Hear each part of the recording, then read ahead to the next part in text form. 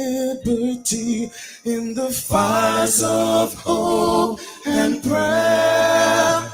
With boundless faith in our destiny, we solemnly declare. Side by side we stand, islands of the blue Caribbean Sea, this our native land. We pledge our lives to thee. Here every creed and race find an equal place, and may God bless our nation. Here every creed and race find an equal place,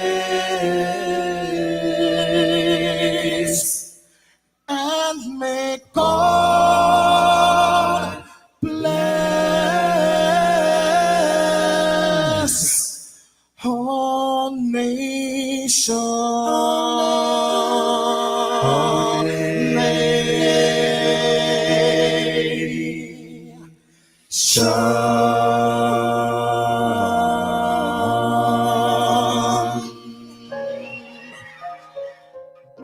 Heavenly Father, we come before you at the start of this new day, giving thanks for life, for health, and the opportunity to serve through this station. We ask for your divine presence to guide us in all we do.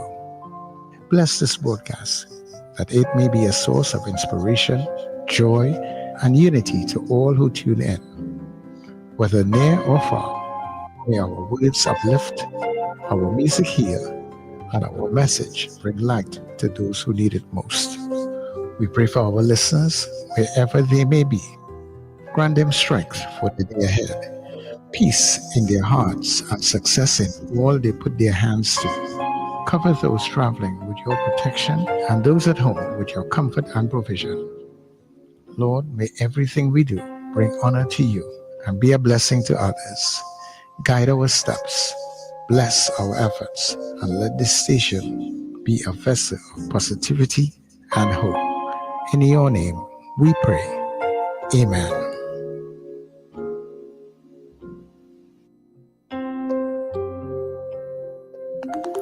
Your voice, your soundtrack, your station. New Era TT Radio. Net Radio. Families, there's all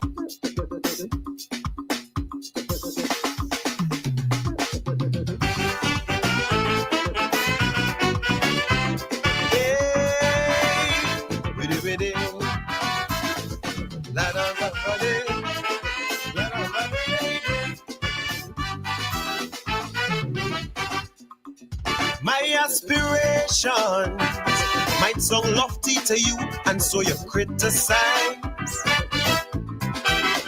But condemnation and negative reviews only serve to energize.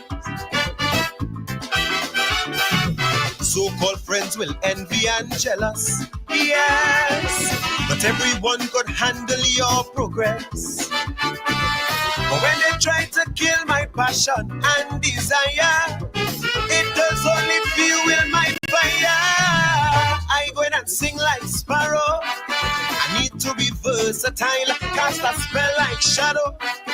Oozing with gum and guile. You might feel like tipsy when I shuffle, flick back my head, just channeling the gypsy. At extempo, he real dread, so don't limit, don't try to dim it. Shape, structure, trim it. I remain gallant, they can't tame my talent. Me love for the art, it pure.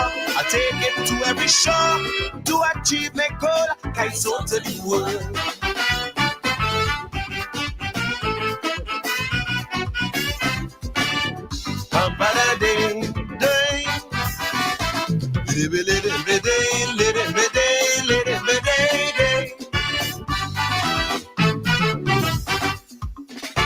My intention is to elevate the art and to be the architect. Oh, So younger generations can blaze a trail for themselves and show it due respect. Put my abilities on display, and honor the greats along the way.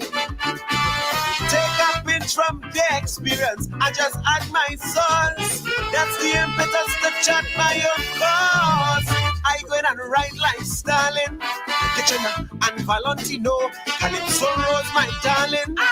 With fire plenty tempo, cause to them it's no fluke. History will report the genius of Duke High elegance. Look at the cloth, so don't limit, don't try to dim it. Shape, structure, or trim it. I remain gallant. They can't tame my talent. Me love for the art, it pure. I take it to any show to achieve my goal. I sold to the world. Wake up, rise up. It's the Net Radio Breakfast Show. Bringing you the energy, music, and vibes to start your day right. And that is exactly what we intend to do. Make sure we start your day right. Good morning, everybody, wherever you may be. Trinidad and Tobago. Those of you up and down the Eastern Caribbean, and friends who are streaming all around the globe, we welcome you all. This is New Era TT Radio. So to the world. Of course, it is radio to the world. Sir Charles, that's me. And of course, we welcome you inside for another day. Giving God thanks and praises for bringing us together inside of this day. And everything that we do, dear God, let it be a blessing on to you. Welcome. Welcome, everybody. This is your Get Up and Go, the breakfast show. Yeah, yeah, yeah, yeah, yeah, yeah, yeah. Yeah, yeah, yeah, yeah, yeah, yeah. Wake up, it's a brand new dawn. The breakfast show got the vibes turned on. From Maracas Bay to the Savannah line. Let's start the day in Caribbean prime. Oh, good vibes rolling through the air. The breakfast show energy everywhere. We talk, we laugh, we make you think. Grab your doubles or your morning drink.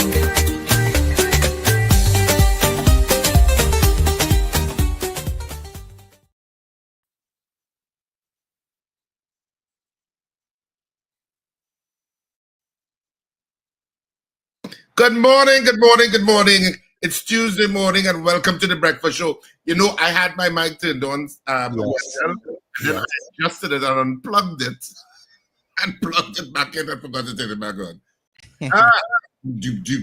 But the system switches off my mic whenever. Yeah, it switches it off, automatically. Yeah. But anyway, it's Tuesday morning and welcome to the breakfast show this morning. And let me say a big welcome to all of our listeners and viewers across the planet in Trinidad and Tobago, and of course up and down the Caribbean region through M&E TV and through our simulcast on YouTube, Facebook, and on TuneIn. And of course, welcome to all our listeners across the planet, wherever you are. Welcome to the breakfast show, and of course, a special good morning to my co-hosts, Wendell and Sir Charles. Good morning, Richard Raghubarsing. Good morning, Sir Charles Davis. Good morning, Trinidad and Tobago. And good morning, viewers and listeners all over the globe, especially our new listeners and viewers up the Eastern Caribbean and up the Caribbean states. Thanks for joining what is inarguably the best show on radio. And we thank you for making us that. Yeah, right? And we have a packed show this morning because, of course, we'll be speaking to a minister in the Ministry of Public Utilities in this current government, Clyde Elder, but who's also a former trade union leader. So we're going to be talking about what does Labour expect out of this government, and are they hopeful that they will get it? Because you know sometimes Labour could fall out with governments and stuff like that. So we'll be diving into those kinds of conversations with Clyde Elder this morning. That's in the next hour. You should not miss it. Of course, he's the new member of parliament for the constituency of La Brea also. Yep, he is. So that's a huge feat that Clyde Elder himself achieved there in that last election. So we will get a chance to congratulate him and hear what are his plans for La Brea, because La Brea has been always, I think, if I'm not mistaken, the poorest constituency in all 41 constituencies. Labray has been known to be that. And they have huge challenges down there with unemployment, all manner of things. So we'll hear about Clyde Elder's plans for the constituency of Labray. Yep. You know, I have to tell you, guys, I did something. I used to do it before, but I did it yesterday. I looked back at yesterday's show. Oh, okay. I think there's something inappropriate. Yeah, Miss Candy. Like if that gonna be a big issue for him. imagine Richard censoring people. What the hell are you here? Anyway, no, I looked back at yesterday's show and I just rolled with laughter. Yesterday's show was top notch, you know. It was really good, you know. Oh, okay. I didn't get a chance to go back and look I just rolled with laughter. Of course, people had their own different opinions of the show, and so I had a long conversation with somebody who lives actually in Portugal about the show last night. Oh, okay. You understand? So yes, but I have to do something about this thing. I look like I have no teeth in front. I'm missing a tooth. I don't know what to do. I've moved my light around. I've tried coming closer, but when I'm watching it yesterday and I say, but wait, why does it look like I'm missing a tooth? But I'm not, people. I don't know what shadow is that coming up. I have a small space, but just looking like a whole big tooth missing. I think maybe it's the darkness of your background. It could be. I'll probably have to reconsider my background. It could be that. Yeah. I'll probably have to reconsider bouncing the light as well, you know. But I'm suggesting. No problem. But, you know, I'll adjust. I'll try to do an next background or something. Some kind of thing. You know. But you know what? It is time for our good news. Mm-hmm. And I came upon this video. You know, India and Pakistan have escalating issues. Mm-hmm. And I saw it on television last night. Well, and they have been attacking each other recently, so it's escalating. So it must be a source of concern for the rest of the world because they're both nuclear armed. Mm-hmm. But this is a video about a Pakistani girl enjoying Carnival in Trinidad. Complete opposite that what Trinidad can do in terms of its influence on the world through Carnival. So let's take a look at our good news segment for today.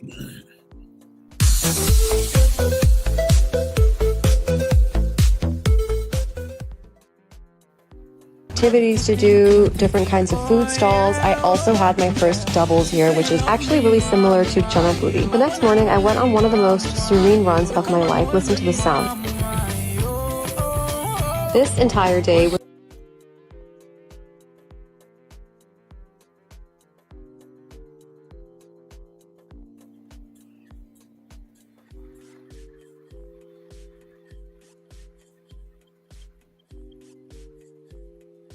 essentially go hopping from one yacht to the next. We probably got home around 6 p.m., all went straight to bed, woke up at 2 a.m., had a quick coffee with my friend's parents, and we headed to Soka Street, which is arguably my favorite day of Carnival. This party starts at the middle of the night. You watch the sunrise with your friends and family, throw insane amounts of paint on each other, and get washed away with water fountains. I recently learned the term collective effervescence, and that is honestly the only way I could describe this experience. If you don't know what it means, look it up. It is such a beautiful and freeing experience. I finally went to sleep around noon, woke up at 6 p.m., and headed to cricket legend Brian Lara's annual Carnival Fete.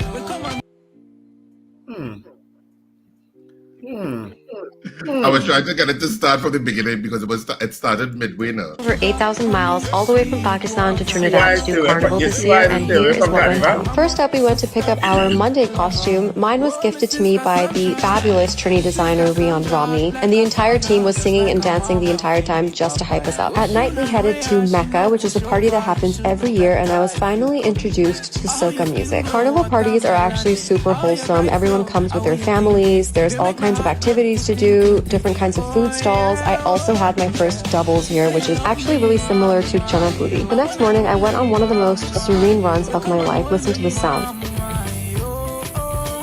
This entire day was dedicated to Raft Up, which is basically where you go down the islands, aka DDI, and all the boats park together and you essentially go hopping from one yacht to the next. We probably got home around 6 p.m., all went straight to bed, woke up at 2 a.m., had a quick coffee with my friend's parents, and we headed to Soka Street, which is arguably my favorite day of Carnival. This party starts in the middle of the night. You watch the sunrise with your friends and family, throw insane amounts of paint on each other, and get washed away with water fountains. I recently learned the term collective effervescence, and that is honestly the only way I could describe this experience. If you don't know what it means, look it up. It is such a beautiful and freeing experience. I finally went to sleep around noon, woke up at 6 p.m., and headed to cricket legend Brian Lara's annual Carnival Fete.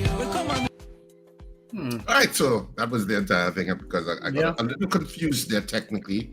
But so it's a Pakistani girl coming all the way from Pakistan to enjoy Carnival, and it just shows, it kind of brought me to, Trinidad has a lot to offer in terms of joy, the joy of life.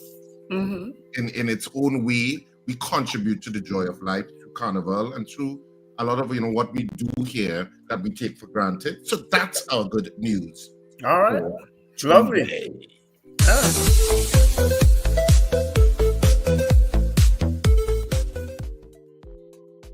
Yep.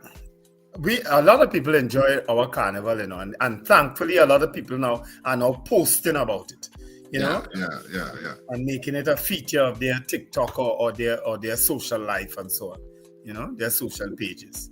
It could only do well. I wish them well. I stay far from Carnival. Sorry. I do some things, like maybe some of the all-inclusives, that sort of thing. Well, I did nothing this Carnival. Yeah. For the first time, I didn't even go to Pan this Carnival. Oh, I did one fete. Did I do? Yeah, I did one fete. But Carnival, some people live for Carnival. They don't even, that's their absolutely most favorite time of the year. That's it. Not Easter, not summer or August holidays, not Christmas. It's Carnival. Well, my pre-Carnival was in Africa, in Senegal, actually. Right, I remember you were going there. I came back the weekend of, the week before Carnival came in, So let me just give some birthday greetings. I have Akello Charles, he is listening, I'm sure. Devin Tanwing, my cousin Sean Christian, Kathy Ann Rodriguez, both of them from the Port of Spain Corporation. Robert Amar, he is celebrating his birthday today. Kamwano Romeo and Indira Guevara, who I know listened to us on the Power Breakfast Show. I don't know if she's listening to the Breakfast Show now. All right, so those are all celebrating birthdays. And if I can go straight to the chat, Suzanne Jessup came in again first. You know what I'm challenging people to do now? Come in a minute after 12. There's some people who come in very early, right? And last time one came in the night before. But I want to challenge you to get 1 minute after 12, right? So Suzanne Jessup came in at 1:32. Steph came in at 4:43 saying, good morning, guys. Brent Hackshaw says, good morning, gentlemen. Erica Charles. Oh, you doing it, Richard? Erica Charles says, you were doing it? No, you go ahead. Okay. Thank God for sparing our lives to see another beautiful day. Ozzy Molino, good morning. Sherwin Kerr, Marlon Motley, Robert Taylor, Slick Money Grip, Marcia Rock, Valerie Mendoza, who is Miss Darby, Cheryl Johnson, who I thought was Miss Diego Martin, but she's not. Pearl Codis from Brazil Village says, good morning, everyone. Have a blessed day. Miguel Gonzalez, Trinidad, Margot, Gavin Frank from down there in Powder Magazine, Jude Khan, Lambert Bruce, Joyce Phillip, calling us the Breakfast Crew Titans. We'll accept that. Subhash Mongol, Island Girl, loving the YouTube shorts. Did I stand up just now? What YouTube shorts is that? Oh No. Oh my God. Oh. Charles. Yes. That one shocked me. Wow. One shocked me one day. I thought I got exposed. Look.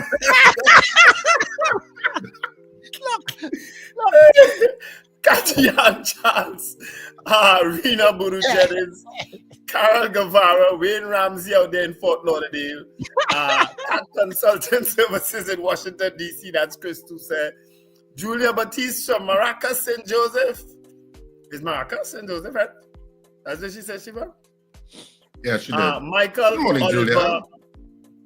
Patricia Defoe, Terry Ann Peters, who's a new name, Andrew Joseph, Simon Shalto, that's also a new name, Champion of Democracy, David Wares from Diego Martin, Dwayne Sylvester, another good news, Erla back on the job. Well, she certainly went back yesterday. I don't know that she back on the job. She went to the office. Mrs. R, are you not a Trini Wendell? Yes, I am, but I just don't. I was chairman of Carnival, you know. I didn't have a choice, but I don't really like Carnival. Ella Rizan, who's changed up how they put in the name now. Lester Cragwell, good morning, guys. I hope for the day we wake up and realize how much this country has to offer the world and not only oil and gas. Talisman says, good morning, guys. I'm a CARICOM national who listens to your show. Is anyone going to admit that Mr. Young was right on energy? Okay. Ambrose Blas says, good morning. He's out there in New York. Ron DeSantis Jr. from Norfolk, Virginia. CJ from New York. Yes, CJ, I found back my teacup yesterday. Trini gets fit. Island Girl. Good morning, CJ. Island Girl. I have so much fun. You would not believe here with these guys in the morning. And it's only, I'm doing this thing almost 20 years now, and it's only because I keep having fun. Kern Samuel. Is that your Kern, Richard? Probably. It could be. All right. And Mrs. R says, fair enough. Diane Payne also says, bless Good morning, Kern. Morning, Craig. He's Craig, right? Greg. No, Greg. Greg. Greg. I thought it was Craig. Greg. All right. And morning, Salvatore San Crusoe. And you all should go and see that play with Richard. Married and mischievous. Where in the middle of an earthquake, nobody got up. It's really a good They continue to say, they say, to hell with well, an except to see what's happening. Except Greg, Richard, he got up eventually during the play. Oh, there you went. There you went. There you went. Down the rabbit hole you went, people. Greg had a shot. Greg didn't have a choice. He got up eventually. Oh, so Charles, I know you want some. Sir Charles. Yes. Sir Charles, don't encourage him, please. Yes, let Kern responding. To be honest, I almost did. But Kern, I'm sure everybody's eyes was on you. And a certain part of you. Oh, God. Hey. Let me say good morning to the people who come in on the WhatsApp. You know, first of all, I want to say good morning to Rajiv Ramla. Rajiv is out there in New York, and he discovered us just the other day, and he's locked on. So good morning to Rajiv. Good morning, Rajiv. All the people who are finding us for the first time. To Archbishop Ashton Clark out there in Brampton. And Miss Sampson, good morning to you. She was up very early this morning after 5. The folks at GMC Auto Security. And GMC, I'm going to be calling you guys. Slick Money Group, good morning to you. And also to Black Pearl. So those are the people who are coming in early on the WhatsApp. All right. Andre Reno also says good morning. And Gemma Samuel, back to real information. Mm-hmm. Yep. So you know what? Obviously, this current government is on a cost-cutting exercise. It's almost like, you remember yes, cost-cutting, because I'll get to what I mean, because I just saw an article. But you know how Stuart Young, when he was prime minister, and they were campaigning for the PNM for the next for this current 5-year session, the PNM was promising Department of Efficiency and Implementation and Efficiency. And I said it was like a Doge mirror copycat, and I didn't, you know, it seemed like both of them seem to be leaning in that kind of direction in some way or the other. And now the UNC government has not said specifically a Department of Implementation and Efficiency. But one of the articles today in one of the dailies talks about more cuts And I'm just going to read a couple of paragraphs from it. Prime Minister Kamala Prasad-Bissessar has confirmed that she instructed that advertising on mainstream and social media for government ministries and state enterprises be placed on hold until further notice. The Prime Minister told the newspaper yesterday that her government will be working on cost-saving measures and will plug unnecessary spending, as she disclosed that a review will be undertaken of state enterprises and government rentals. In response, head of the Trinidad and Tobago Publishers and Broadcasters Association, Douglas Wilson, told the Express that the association understands the government is in cost-cutting mode and will monitor the impact of this. He said that government advertising had dropped by more than 50%, closer to 70% over the last few years, and that they have mostly been placing notices, which is true. That's mostly what you saw. Douglas, who is general manager of the newspaper, said that every business and entity has a duty to operate as efficiently as possible. The Prime Minister emphasized that given the state of the economy and the billions in deficit, there must be stringent financial practices in place. I've also put a temporary stop to the purchase of all vehicles across all ministries and state enterprises, mainly cars and SUVs, with the exception of emergency response vehicles. Over the years, there has been the purchase of $1 million vehicles for use by ministries and state enterprises, which are unnecessary. There are many good quality vehicles that can be purchased for their use at much lower prices. At a post-cab news conference on May 8th, when it goes to that post-cab news conference, but it still goes on, a little bit more, but other stuff that they're talking about. Richard, whilst I understand that, because I think she signaled that from earlier o'clock when she spoke about no government housing for ministers, no the cars that they buy, because she was talking about the expensive cars that they. But how do you juxtapose that against an increase in ministries and ministers? I don't quite follow, because all these ministries and ministers will require a staff and will require an office, will require vehicles, will require all the things that goes with a new entity.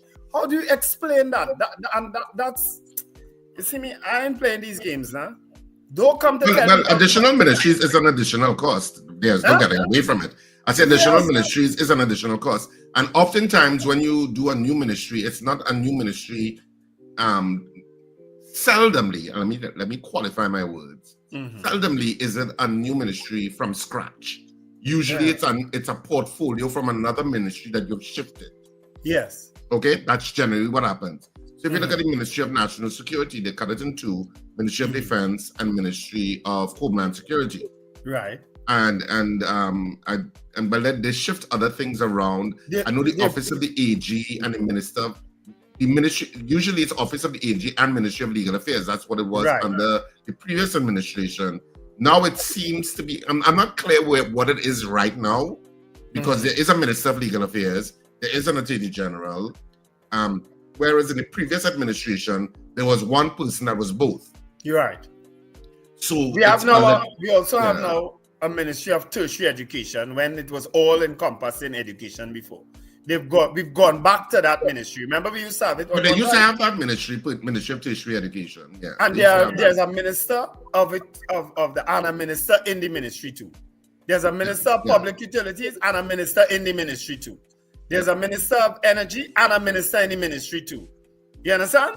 Yep. There's a minister of I'm not sure, labor. I think labor has a minister in a ministry. So it's increasing that debt, but you're reducing on one end. I don't know. Maybe I don't know how that. Well, I suppose part of that is the political placating of people who, because you're a coalition of interests, I think they were calling it.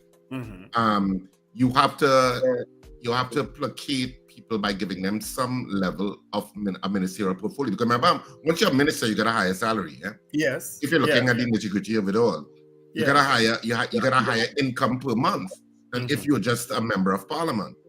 So it matters even if you're a minister you may not be in cabinet, but you still have the ministerial portfolio. Even if you're a minister in a ministry, you're going to get a higher salary point.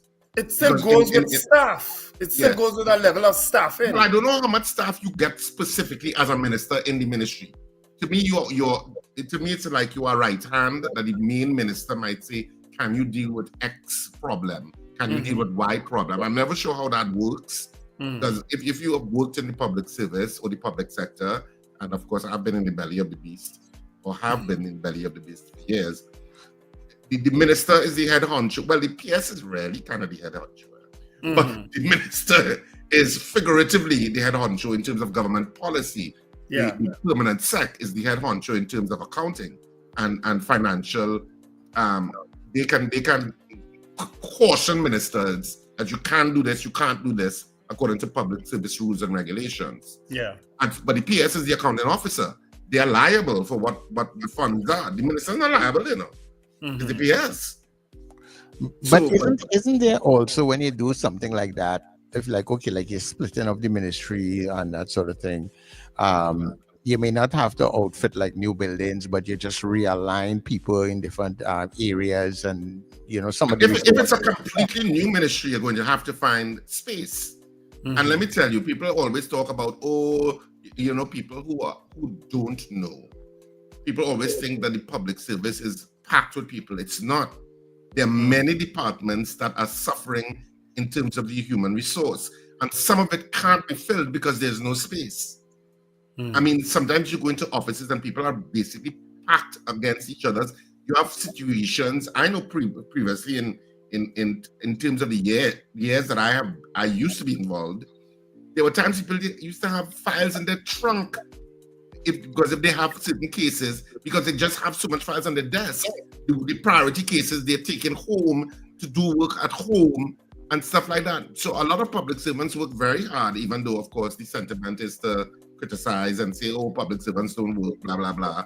And I get it that sometimes you can meet a public service attitude in certain places. I get that.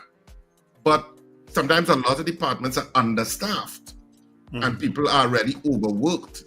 So you get all of that too. And they're understaffed because there's no space. So that's why you see ministries sometimes moving to new spaces and stuff, because they just have no space. And there's a whole process to get space. You can't just say, oh, look, that building for rent, let's move. That's not how it works in the public sector.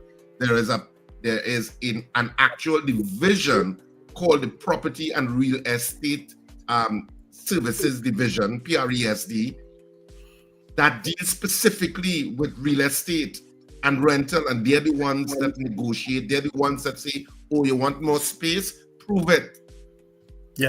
You have to say, this is how much people I have, this is how much managers I have. And there is square footage assigned to each position that you're talking about. Who get in a cubicle, who get in an office. It's very streamlined, And so you have to justify if you need space before they even start to look for space. But I take your point, Wendell, that you have included so many other ministers in these ministries. You're actually sending up the government wage bill in terms of people who have been elected. But there is a political trade-off for that, is what I think is how they look at it. They look at the trade-off. Well, I don't know. I mean, time will tell how this works out, because, as I say, you can't say that. You can't. I understand the cost cutting. I understand the issue of the housing. I understand. I'm understanding all those other issues. But you've already started by increasing the costs to the state. You've already started that way. You understand? Because each minister will come with its own, his or her own driver, his or her own personal advisor, his or her own secretary. So I don't know. You can't fool me with them things. Sorry. And for the people who want to argue for it like champion of God, I'm sorry, your argument is lost. It's lost. So don't come here with your bullying attitude again. Well, they'll have to see how it all comes to pass in terms of how they come. Because sometimes you could say, look, I think I need 2 ministers in this ministry to make it more efficient. And sometimes you may say that because, I mean, the PNM also had ministers in ministries too. Ministers supporting the main minister. Independent, because even in national security, just before the term came to an end, they put in Keith Scotland as the minister of policing. Minister in the ministry, in charge of policing. Minister of policing. And You know, that's the official title, Minister in the Ministry of National Security in charge of police. Okay, that's too much words. Minister Policing. So you do tweak and turn, but also make no mistake, sometimes it's a benefit that I'm extending a branch to you. Well, and saying I'm giving you a promotion and hold this. It's like what they did in housing. Hold that. But housing has two. I have to tell you though. I watched the news last night, and Minister David Lee was on the news last night. Apparently, he did some tours of some housing estates and so on. And I was pleasantly surprised by what he said, because he said he is pleased at what he is seeing, and that the contractors did a high quality of work. Now that is very strange coming from a minister that replacing, if you know what I mean, a government that coming. You don't generally hear that coming from a government minister who was replaced, who's coming with a new government.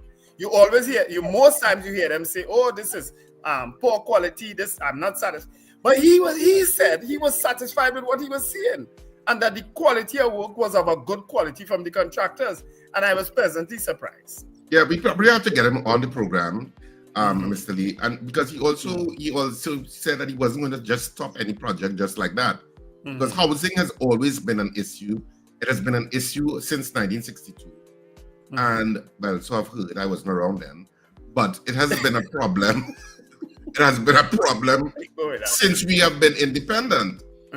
And up to now, in however many years later, 60 plus years later, we still haven't solved it. You still have that backlog of people waiting for subsidized housing and stuff.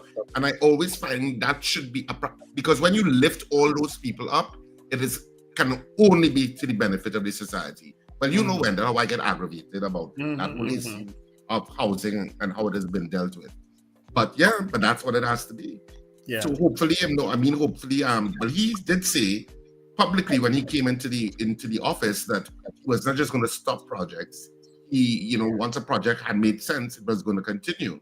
Yes. So it's good to see that he's still on that narrative. Yes, I really was surprised by his utterances last evening, and I mean pleasantly so.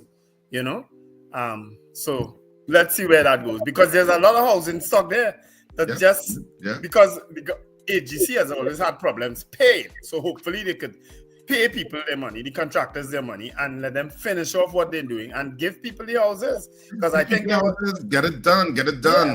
And I want to say give, because some people feel they had to get a house. You have to qualify and pay for a house, right? Yeah. But at least get it out. Make it accessible as quickly as possible to all the people who need. Yeah. Rather than rent it, because obviously government is not interested in rental legislation that navigates the relationship between landlord and tenants. That's a long-suffering problem that has spanned decades. Yep. Ever since that Rent Restriction Act expired, there has been no movement from either administration to deal with the issue of that landlord-tenant relationship and modernize. And we know why, right, Richard? Because most of these people who get in offices are landlords themselves. Yes. That's the assumption we make. Yes. Because that landlord-tenant relationship has not been modernized and continues to, to a large degree, take advantage of the tenants. I mean, landlords also suffer on a certain level too in some of the archaic legislation, but a lot of tenants feel the brunt of it. Yeah. But anyway, let me just get through the headlines so we can take some calls and then get to our morning poll. You can open a poll, Wendell. I have a poll, but so maybe you can also think of one. I'll tell you what my poll is. We could deal with Commissioner of Police Elder Christopher. Well, it is a poll connected to it. But they could probably tweak it when I get it. But let me just go through the headlines. You're saying I'm the poll tweaker? Yeah. Of the 3 daily newspapers, and then we get to some calls. So y'all can start calling. So, and you know what? Let me put up the ticker type so you can start calling, and I'll go through the newspapers. So the Daily Express for today: Elder returns to work, but the Police Service Commission yet to issue formal letter lifting top cop suspension. And there's a picture of Elder Christopher, all smiles as she should be, because what she would have gone through would have been quite stressful, no doubt. And until coming into the office, I guess, at the Ministry of National Security, leaves the Ministry of National Security. There's a picture with that. That's the main story they have on the front page of the Express. The back page, Ajetum declares war on Achong. Industrial court judge not fair to workers, said Roger. And this is Lawrence Larry Achong. So the Labour is, I suppose, flexing its muscles within the UNC coalition. Saying that that's obviously something that they want dealt with. So maybe we'll have that discussion with Clyde Elder in the next hour. Sports, broader vision. TTFA President Edwards aspiring to hire for organization. Breakout talent. TNT Legion's coach Emirates Lord's youthful squad after T20 win. And Ghana edged Jamaica to clinch women's T20 Blaze title in Super Over Thriller. The Trinidad and Tobago Guardian for today. Erla's back in charge. She's back. It's a song for that, Sir Charles, but I just can't remember what it is. Anyway, she's back in charge. Thank God I have been vindicated. Resumes role as top cop, plans to sue for wrongful arrest. I knew that was going to come. Jaiwanti drops case against finance ministry. All of that is on the front page. On the back page, AC Port of Spain on verge of missing out. And that's the main story on the back page of the Trinidad and Tobago Guardian. Newsday, front page. Hereward Christopher on return to office. I feel vindicated. Dowlath condemns teen shooting.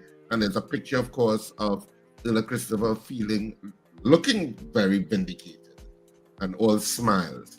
It'll be great to get an interview with her, though.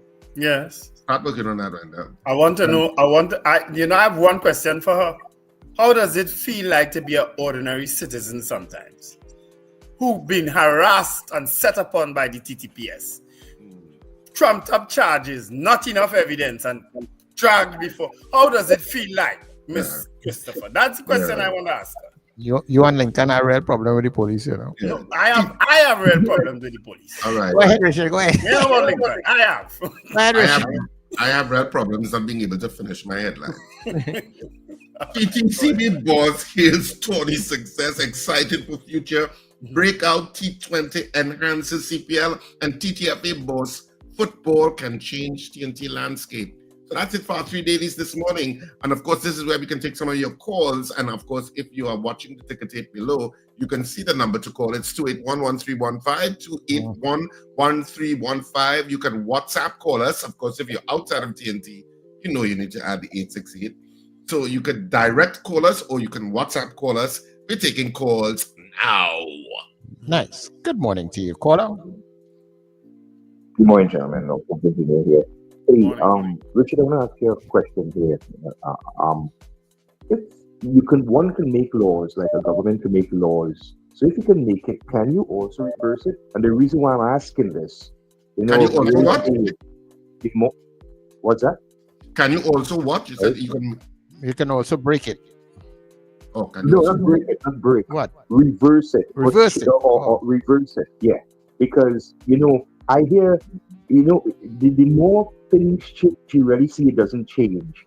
And here it is that the UNC campaigned, and very much so, on the situation with the salary increases, which she herself and others have benefited. And yet John Jeremy now turns up and say, well, it's not something that they can reverse. To me, I always say, under the current leaderships of both the PNM and the UNC, when they win, nobody in TNT wins. I'll listen off here, sir. Thank you very much. Well, I think there are certain legal complications to reversing an SRC report. Remember, an SRC report emanates from the Salary Reviews Commission, which is an independent body assessing salary levels that they feel, or through the various benchmarks that they're looking at, that they think this is what these office holders should get. So that's what it is. It comes from the Salary Review Commission. So Dr. Rowley, for example, did not say, give me that raise to that level. Nor did the opposition leader say, take my salary up to that level. They would look at the job description, they would look at the various benchmarks, look at the market, look at the economy, look at all of those things are factored in before they actually give that report. Now, what the government can do is validate the report and approve it or not. And of course, the government went ahead and validated the report. To reverse it, you have to remember that there are, people will already have started receiving those salaries. Anytime you have to reverse salaries and income that people are getting, it's problematic. It's problematic from a worker's point of view, and it's going to be problematic from that point of view because it raises a lot of legal issues. And so I think that the AG is just saying, look, that is mayhem in terms of all of the office holders that you're going to try to reverse. Or are you just reversing parliamentarians? And what about people suing and saying, look, you can't just give me something and take it back? So it's a little bit more complex. And it's not just a law. It's a report by a body empowered to do that. All right, hold on there, Richard. Good morning to you. Caller. A blessed good morning, gentlemen. But remember, it's 47% pay increase they got there. And while public servant was getting 4%, some of them didn't get their money as it. And but you also, what a lot of people are not factoring. I hear you, but what a lot of people are not factoring to is that parliamentarians haven't gotten an increase for a while. Yes, but remember, that is 47%, Richard, not 4%. Why didn't you jump up and say it's 47% at the highest office level? We're going to be taking you for. That is one. Two, Ms. Erla, I am happy. Congratulations to you. At this point that you reach, and I know she's going to clean the coffers. And it's tax. She have until the 15th. That is the sad part. That lawyer that she had there is not no fly by night. I talked to lawyer chef. So she had a guy seen about 10 mil plus. She going to answer me. And I give you she like clean the coffers for the too stupid. Police man, you can't be doing that. You can't be making things and Trump charges against people. You can't be doing that. Innocent people right now. You can't be charging people without evidence. Is that what you're saying? No, I support that. You understand? I support that. Evidence properly. Gather your evidence properly and then charge you, man. Don't wait. I totally agree with that. Like the headless shaking. Because it have right now, Richard, when they're on socials, it have people right now in jail who are innocent. Thank you. And the case just keep going and nothing. Yes. They're suffering. And the actual officer. It's not even just about being just innocent, Some people are facing charges and going through the inconvenience of court and bail on the vindictiveness of the TTPS, of a police officer. And so let me not broad brush the police service. Because some of them, they know who those kinds of officers are, who are unreasonable. Yeah, but guess what, Richard? And they do nothing. Richard, I broad brushing them. You know why? Because they have police officers who know what those other officers are doing and doing nothing about it. They say nothing about it. So I broad brushing all of them. And so that's why we need to get AG Jeremy on. And now he has provisionally agreed that he will come on at some point. So he has agreed that he will come on. But one of our pet peeves is irritant laws. I am sorry, obscene language needs to come off the books, as does resisting arrest. I know, resisting arrest, it needs to come off the books. You see those two, obscene language and resisting arrest, that's the two charges that police officers love to lay on people when there is nothing else. Yep, using annoying language, they added that one too. Yeah, they use annoying language too. Because annoying language could be, boy, you are goat, boy. You look at your head how big. All that is annoying language, Yep. You understand? They need to come off. Guys, let's take the caller. Caller, good morning. Good morning, Sir Charles. Good morning, Wendell. Good morning, Richard. Good morning. So, Ms. Kamala Pusabi says, no, after she had this big fat hutch, not a cabinet anymore, or a big fat curio across the entire wall, she said that she is going to cut costs in advertising and stuff like that. So many things that she could have done. And the worst part is you're stopping the revenue. you're cutting costs but stopping revenue-generated items. So does that make sense? The law will figure that out. And of course, Ms. Erla Christopher is not one of my favorite commissioners. She's the second worst in my books since I followed the commissioner of police since I growing up. Second worst. And she's going to be collecting a big fat payday. And with Suzette Martin, again, yes, I said it, and I'm saying it again, she said she's still going on with investigation. But ghost investigation is she going on with? I have no idea. So, Ms. Suzette Martin, what beef you have with the woman? But we don't know that it has anything to do with a personal beef, you know. So don't drag Miss DCP Suzette Martin in this without any evidence, please. Yeah. I dragging nothing. She continued investigation. That's what I'm Well, saying. the police continued the investigation. Said But you just said what beef she has. she's happy. Yeah. So why is she continuing? What investigation is she continuing? Well, we don't know. Yeah, You maybe know- somebody you know else what be you don't liable. realize? Maybe You know somebody what you else don't be realize? liable. Yeah. Anyway, The allegations against Miss Christopher may very well be true, you know, but clearly the evidence doesn't support a charge. That's all the DPP said, you know. The evidence does not support a charge, and police put plenty of people through that hell. but there got a lot of people that happening too right now. Right now, a lot of that is Yeah. happening, and So people. don't blame Miss Martin. Miss, you see me? I don't know what she investigated, and she said had charges, and the DPP dropped them. You wonder why? All right. Okay. What the police commissioner has on her side is that there's an independent office called the Director of Public Prosecutions who looked at it and said, no, there are a lot of citizens don't have that benefit, you know. Plenty of people don't have that benefit of the DPP saying, don't do this, you know. The police do their own thing, and it ain't even reach the DPP, you know. All right. No deal, we're not angry. I'm just passionate about certain issues, that's all. And I'm certainly passionate about a TTPS issue that all you might hear about down the road. When the court matter done. All right. Caller online. Caller, good morning to you. Morning, Sir Charles. Wendell and Ragubasi. Morning. Morning, Mr. Morning, Mr. Patrick.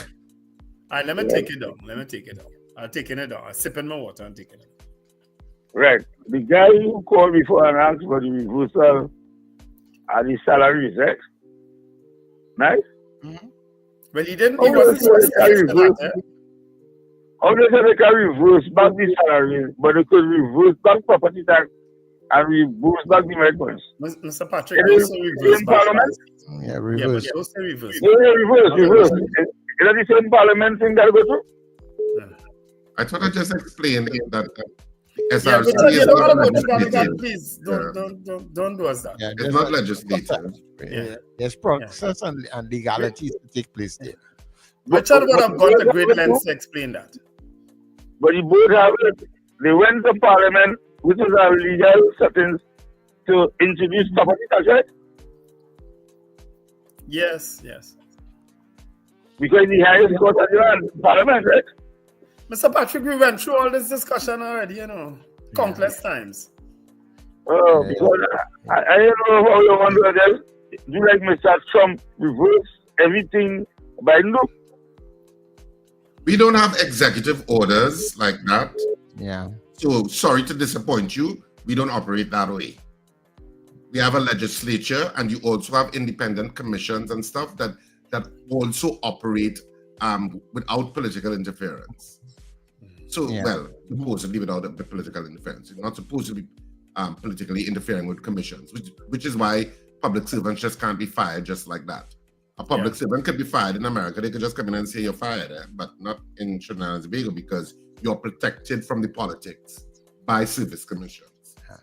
So it's a little bit more complex than that. And when people say a 47% raise, it's a 47% raise maybe for the highest positions, but for a lot of the other regular positions, it's not as much. I mean, in terms of what the SRC covers. The SRC covers a lot of positions, not just the parliamentarians. Oh Lord, look what somebody's saying. God has vindicated Mrs. Erla here with Christopher. Well, so Mr. Benjamin said God put him in office, you know. So which God do what? The same Well, God. maybe Because God, maybe, put Mr. Benjamin. but Wendell, God can do anything he wants, not so? Well, yeah, we So see he can that. do both? So he can do both? Take the Yeah, caller there. Take the caller there, guys. Take the caller. Caller, good morning to you. Caller, you there? Oh, the caller left. Is that a bless you every now and then, you know? Every time you bring up God talk, I am not shy. I don't know why I find myself around these people. I just had to be doing that all the time. Oh my goodness. But you know what? We need to get to our morning poll because the time just creeps up. Of course, in the next hour, we are going to have, in Minister the Clyde hour, we'll have Clyde Elder, minister and former trade union leader. Will Labour get what they want out of this UNC government? Of course, you're already seeing some of the things they want with regard to the industrial court. So we'll see how all of that, Well, they ain't get that yet, you know.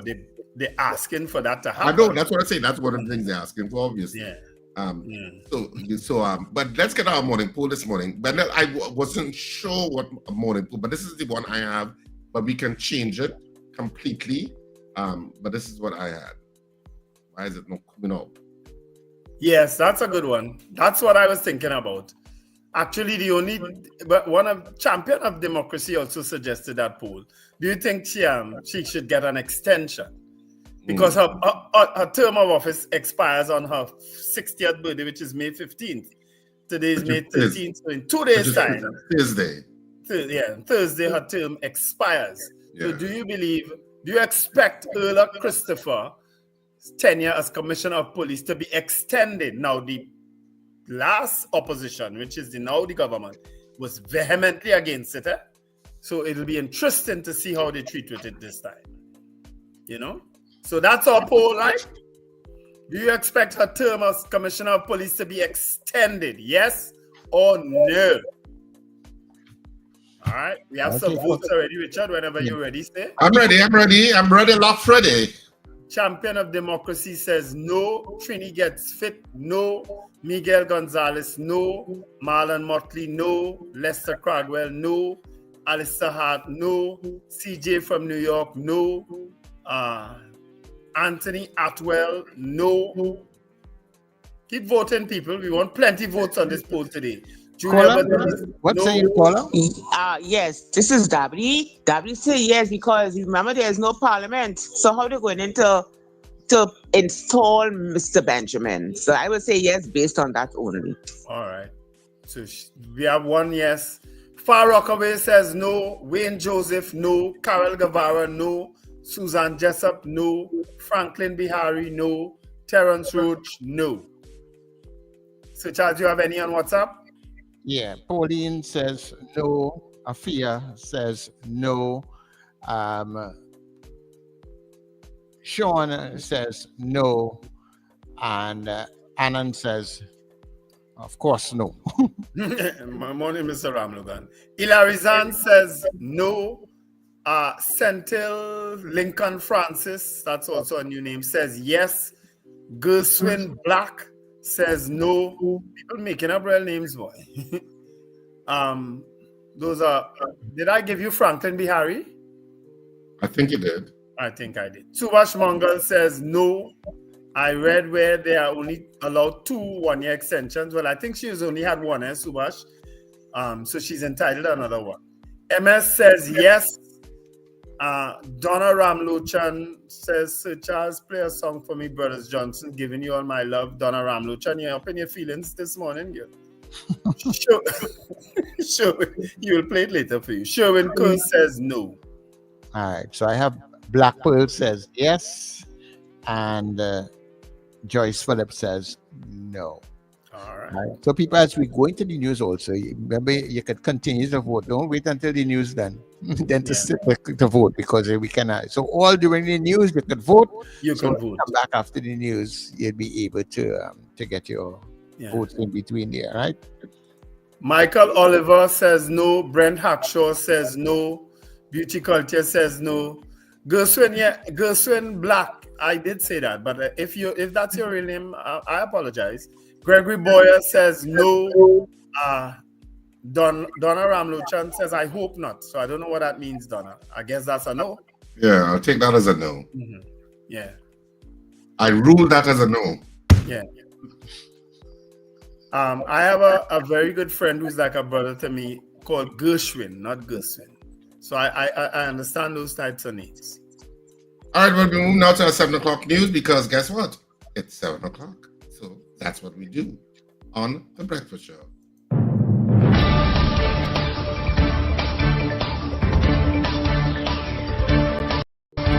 The news you need, the clarity you deserve. Local, regional, global. This is Net Radio News Now. This is your news update for Tuesday, May 13th, 2025. I am Amanda Mitchell with New Era TT Radio and M&E TV. Hours after a High Court ruling in her favor, Commissioner of Police Erla Harewood Christopher has been formally reinstated to her position. The official handover took place yesterday at the Trinidad and Tobago Police Service Administration Building in Port of Spain. Justice Christopher Suchand delivered the judgment in Harewood Christopher's constitutional claim against the Police Service Commission regarding her suspension. Her attorney, Senior Counsel Pamela Elder, confirmed the handover and described her client as elated following the decision. Elder stated that Harewood Christopher's arrest was unjustified and that she had encouraged her client to take the strongest possible legal action, noting that the commissioner experienced a nightmare from the day of her arrest until her suspension was lifted. 5 people, including 2 students, were injured in a serious road traffic accident involving a garbage truck and a maxi taxi early yesterday morning in Arima. Acting Commissioner of Police Junior Benjamin and Minister of Homeland Security Roger Alexander visited the scene. According to the Trinidad and Tobago Police Service, around 7:50 a.m. yesterday, a garbage truck driven by 47-year-old Kerwin Brown was proceeding west along the priority bus route when it collided with a 25-seater maxi taxi at the intersection of Alton Road. The maxi taxi, driven by 39-year-old Jenna Galindo, subsequently crashed head-on into a lamp pole. The 5 injured individuals, including 2 students from El Dorado East Secondary School, sustained minor to moderate injuries and were transported to Arima Hospital for treatment. Investigations are ongoing and are being led by W. Sergeant Elder Baksh. The leadership of the People's National Movement met yesterday and proposed certain recommendations to be considered at a special General Council meeting on Friday. Among the recommendations is one that suggests that the PNM's internal elections be held by the end of June 2025, where all national executive positions will be contested. The internal elections will be open to all party members in Trinidad and Tobago using the one-man, one-vote system. The state has agreed to pay Auditor General Jaiwanti Ramdas's legal costs after she withdrew her lawsuit challenging an investigation by the previous government into her role in the revenue understatement of the public accounts for the 2023 financial year. During proceedings before High Court Judge Joan Charles yesterday, Attorney Kent Samlal reminded the court that the state had filed no evidence in defense of the claim, while Senior Counsel Douglas Mendez informed the judge of the then Cabinet's decision to discontinue its investigations. In a statement, Senior Counsel Anand Ramlogan said Ramdas has emerged victorious and succeeded in her journey for justice, noting that she feared the investigation could have been used to manufacture evidence against her and artificially justify attempts to hound her out of office. You are listening to news on New Era TT Radio. In regional news, Caribbean police commissioners have begun a 5-day meeting in Guyana with calls for greater attention to the mental health of police officers and warnings against the glorification of crime for political gain. Addressing the opening of the 39th Annual General Meeting of the Association of Caribbean Commissioners of Police, Guyana's President Irfan Ali urged governments and opposition parties to treat crime seriously, stating, "Crime and criminality is not an opportunity to get into government." President Ali announced that Guyana would be building a regional forensics crime laboratory and offered to facilitate training opportunities in India and at the Guyana Defence Force National Defence Institute. Outgoing ACCP President and Antigua and Barbuda Police Commissioner Atlee Rodney called for greater support for police officers' mental health, describing it as a hidden pandemic that must be addressed collectively. The conference aims to strengthen law enforcement cooperation and enhance public safety across the Caribbean. In international news, a US-funded flight carrying 59 white South Africans who are to be granted refugee status has landed at a Washington, D.C. area airport. President Donald Trump stated that refugee applications for the country's Afrikaner minority had been expedited as they were victims of racial discrimination. The South African government has denied these claims, with President Cyril Ramaphosa stating the assessment is not true and that the applicants do not meet the threshold required under refugee law. Critics of the Fast Track initiative have described it as hypocrisy and unequal treatment. Given the Trump administration's indefinite suspension of the U.S. refugee admissions program in January, which has left over 120,000 conditionally approved refugees in limbo, the move has further strained bilateral relations between the United States and South Africa. In sports news, four-time Trinidad and Tobago Olympic sprinter Michelle Lee Ahi has been confirmed to feature at the inaugural Barbados Grand Prix, set to run off at the Usain Bolt Sports Complex on July 5th. She is currently the only TT athlete confirmed for the event, which will also feature Barbadian Olympian Akala Jones and NCAA All-American Kyle Gale. Ahi is a 2015 Beijing World Championships Women's 4x100-meter relay bronze medalist and 2018 Gold Coast Commonwealth Games 100-meter gold medalist. The Grand Prix, a World Athletics sanctioned event, will feature 13 events for men and women comprising sprints, middle distance races, hurdles, long jump, and shot put. That concludes your news update for today. I'm Amanda Mitchell for New Era TT Radio and M&E TV. The Breakfast Show with Wendell, Richard, and Sir Charles continues right after this short break. That was news now. Stay informed with New Era TT Radio, Net Radio.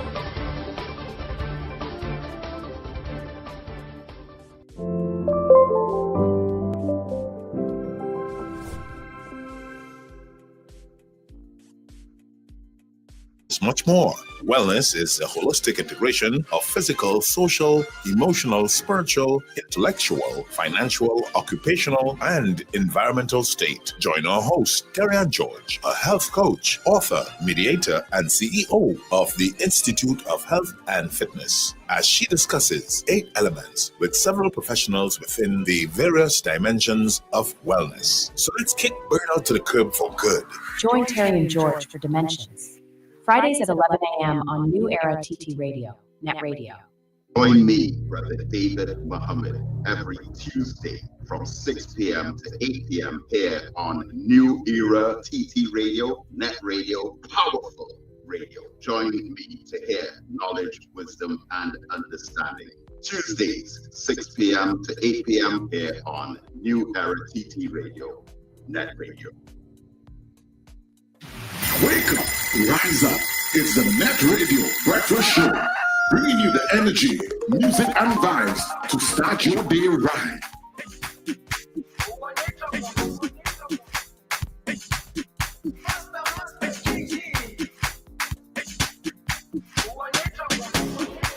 Jerusalem, ikayalami, ngilondoloze.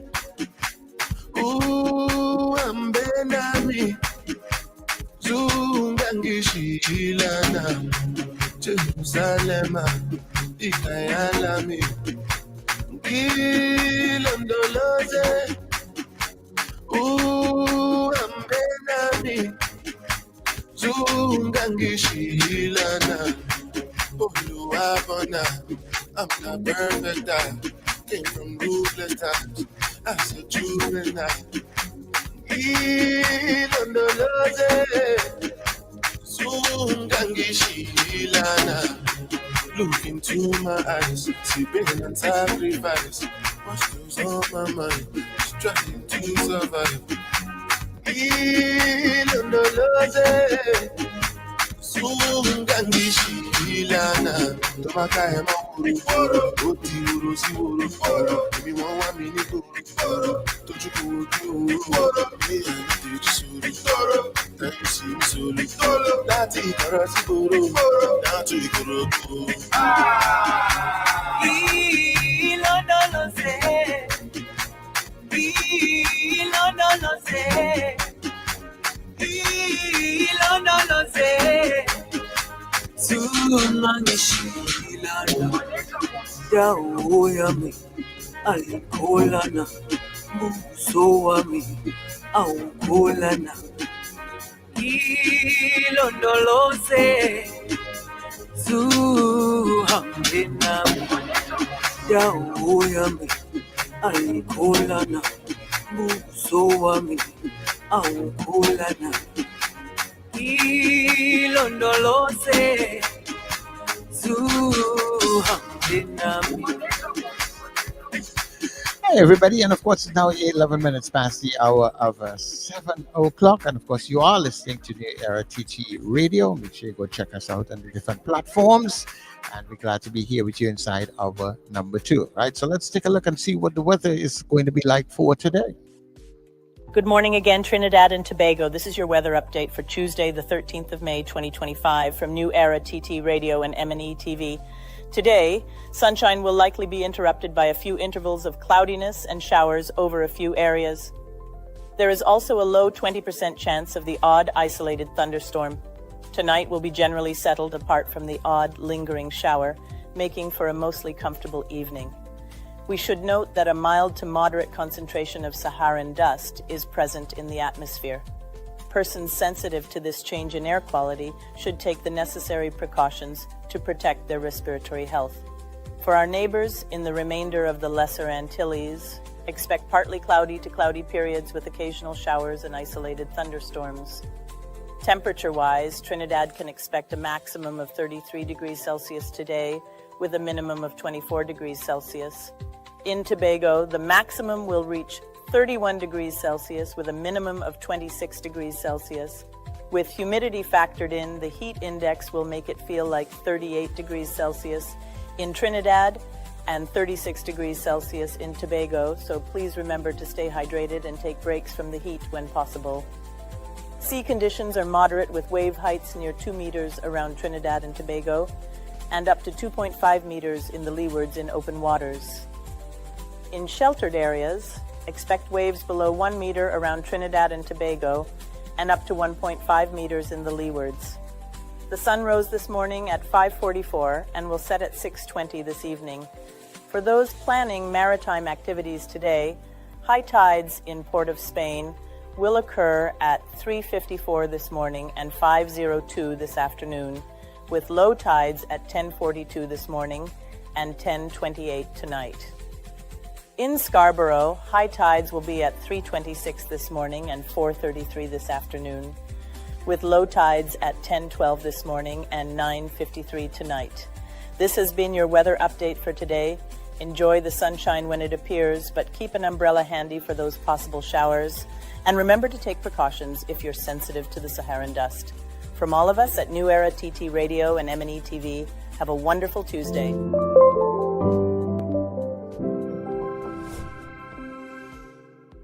Great news, Caribbean. The Breakfast Show is now on M&E TV, bringing you entertaining conversations, vital information, and influential perspectives throughout Trinidad and Tobago and across the Caribbean region. Catch us on Digicel Channel 20, Flow Channel 111, Amplia Channel 117, Blink Channel 109, Trico Channel 154, and Airlink Channel 10.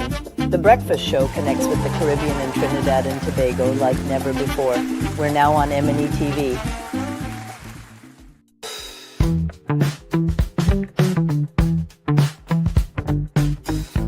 S&H Rumbox, 137 Western Main Road, St. James, for all your retail and wholesale needs for alcohol and non-alcoholic beverages. Call us at 686-0599 or visit us at 137 Western Main Road, St. James. S&H Rumbox, drinking out of the box.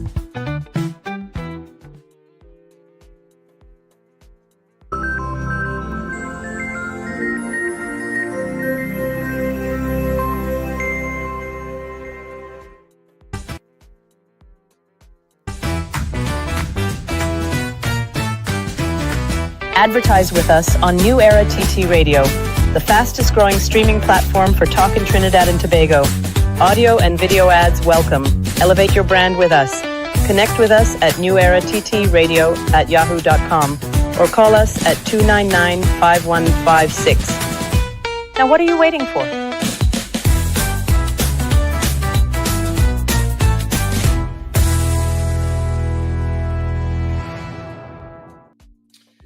All right, so we're back in the second hour of the breakfast show this morning. And of course, we have our poll results. I don't know if there are additional votes, Wendell. Let me just pull back up the poll. Yes, I do have additional. Yeah, let me just pull back up the poll for this morning. Our morning poll, of course, is: do you expect Ella Christopher's 10 years Commissioner of Police to be extended? And we were taking votes and calls, etc., etc. So you can tell us what additional votes we have. All right, we have Robert Taylor saying no. That's it. Is that it? Scorpion Pepper said no. And that's it. So, Charles, you have any on WhatsApp? Yeah, I have two. Terry Ann says no. And Sexy Rez says no with about 10 O's. Cheryl M also says no. All right.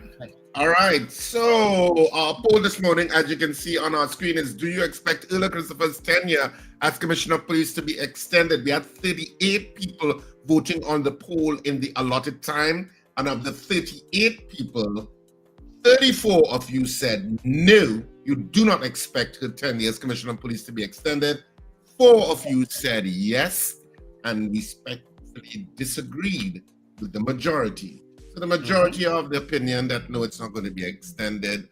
Of course, we'll find out. I don't think it will be. In short time. I mean, I don't think it will be. And I don't know that Ms. Harewood Christopher could go and operate in that environment that exists comfortably again. I mean, maybe she can, because she's been a career police officer for what? Almost over 30 years. So maybe she can operate in that environment, but that environment has to be toxic. Has to be a toxic environment. It has to be awkward or uncomfortable, even though I'm sure, in situations like that, there are police officers who would be supportive of her and what she would have gone through. And there are those that will be, not as supportive. Let me just say not as supportive. Let's just put it that way. When the government changed the other day, I watched people welcoming ministers, and and they're smiling and shaking ministers. I say, I can't do that hypocrisy, because I know some of them how they feel, and yet still they are required to do this. I'm sorry, I would give you a bounce. Well, then don't go up for those positions, Wendell. But you are required to be a certain level of civil and welcoming to the people in terms of transition. What do you expect them to do? Show them a sour face? Show them a sour face and say, I'm not shaking your hand? I will never show anybody a sour face. I'm always very welcoming, very accommodating. But I'm just saying, look that if you're the acting commissioner of police and the minister of national security come to shake your hand and you're giving him a bounce? I don't think that will happen, because we are handshaking people in Trinidad and Tobago. That's what I'm saying. What else do you expect from them? And I'm saying you don't know who Junior Benjamin or whoever else that you're talking about voted for. You don't know. And at the end of the day, it's a job. Your job requires. It's a job. And so you have to be as welcoming to the transitions. What do you think happening in ministries across Trinidad and Tobago? They should have saw face a new minister. No. Welcome, minister, and welcome, and we hope you have a wonderful stay here. And this is what you do. That's what you do. You have to be professional. Yeah. Yeah, and then they pay you back and customer behind. I've gotten to the stage in my life where I can't do the hypocrisy thing anymore. I'm sorry. No, you're about a banker. You're about a banker. No, if you're in that position, you're required to deal with the protocols of that position and be as welcoming and as warm as possible. Yes, Richard, I hear that. So I wouldn't argue against that. Okay. Right? But that's how you start off, you start off saying, I couldn't do that. No, but Richard, I can't argue with you, especially because your whole life has also been that in acting. Your whole life is about showing. Do you have? You don't know you have multiple personalities. A lot of people don't know that. What? No, I have one personality. No. You could. I call you Pope Raguba Singh when you're ready. You could do that, big boy. I can't do it. No? But at the end of the day, if you're in service or whatever you are, just like if you go to a hotel or whatever is the case, or somebody come to Rumbox, yeah, you have to welcome them. Huh? No. Well, you have roles to play, but here what I don't do. I will never go in a store, especially when I travel, and somebody show me a bad face, or somebody show me like they're not interested in helping me, or somebody show me that they, because a lot of these places in Europe, the racism is subtle, and I will walk out. I am not spending a cent there. I will walk out. That's me. I am not to be made, and especially somebody following me around a store or anything like that.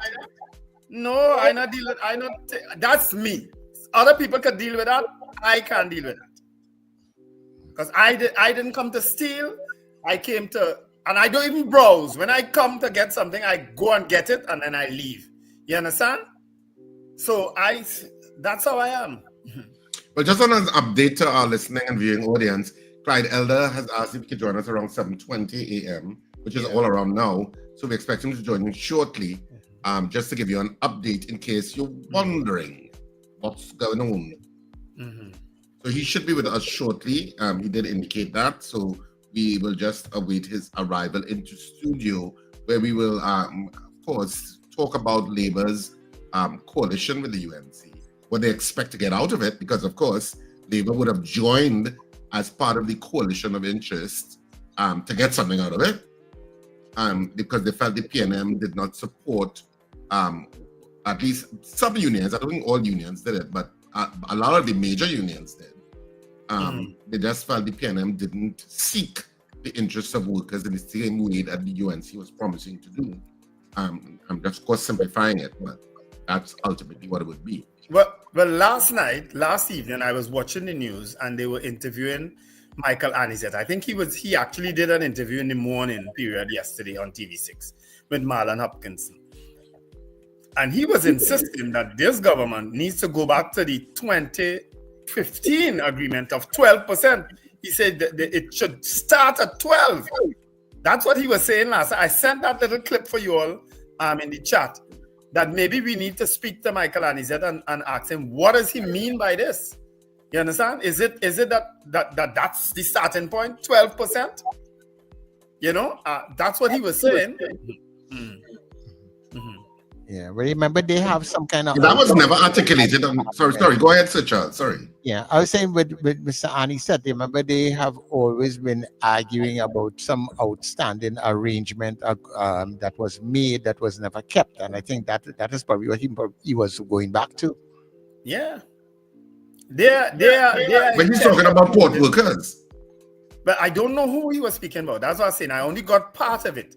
And he was clear that he's starting at 12%, whatever was that arrangement or that proposal in 2015. He went back to that.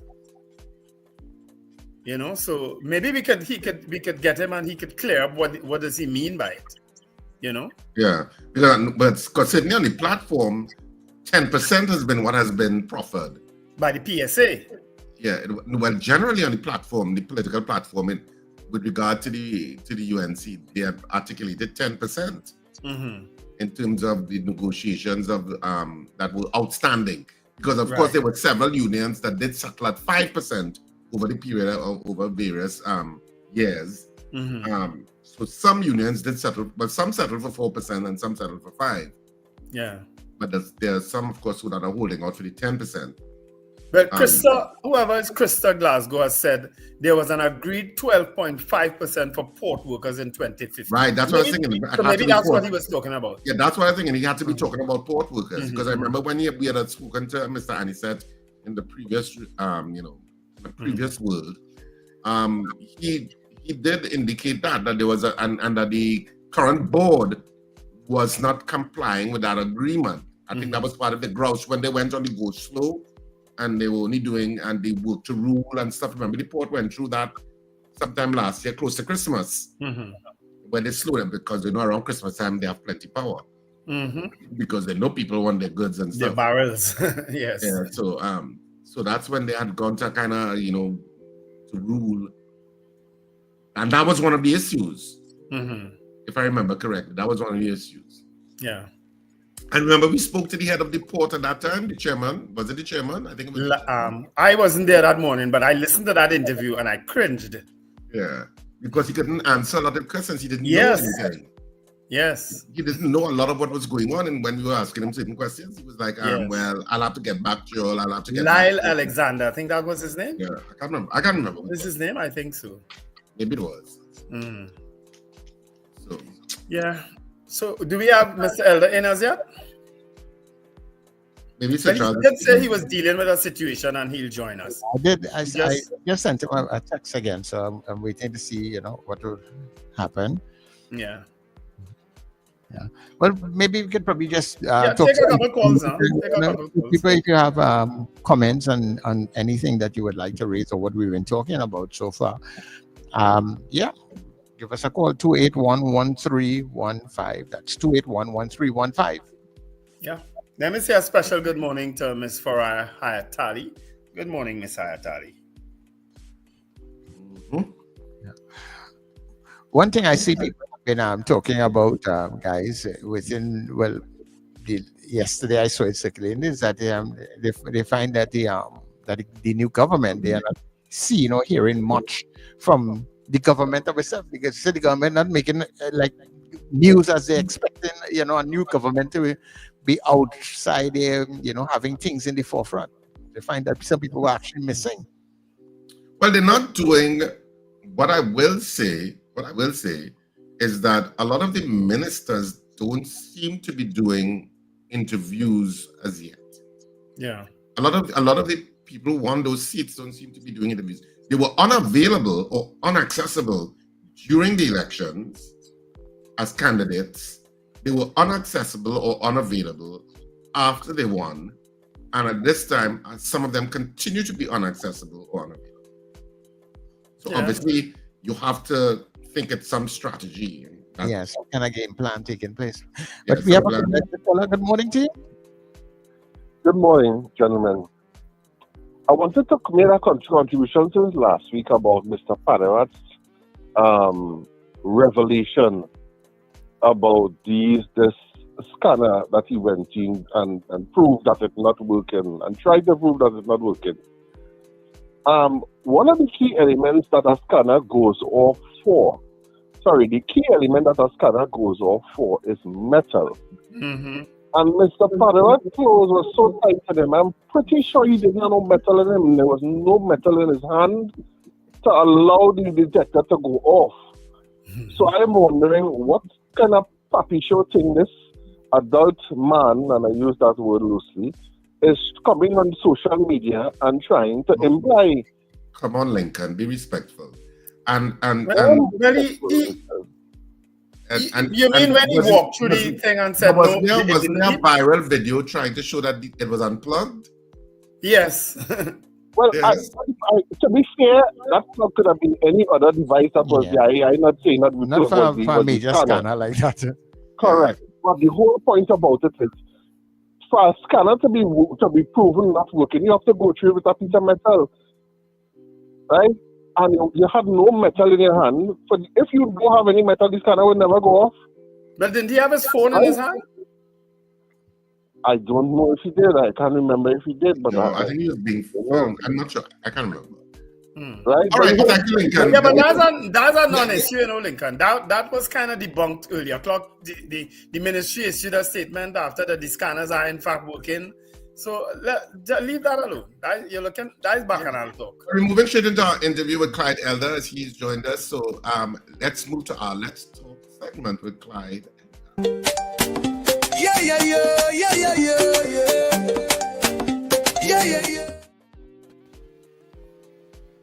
Good Morning, Mr. Elder, and thanks for joining us on the breakfast show this morning. We appreciate you taking the time to speak with us. Morning, gentlemen. How are you? We are good, and of course, I'm very wrong. I shouldn't say Mr. Elder. I should say Minister. Minister Elder. Whatever you're comfortable with, Richard. Whatever you're comfortable with.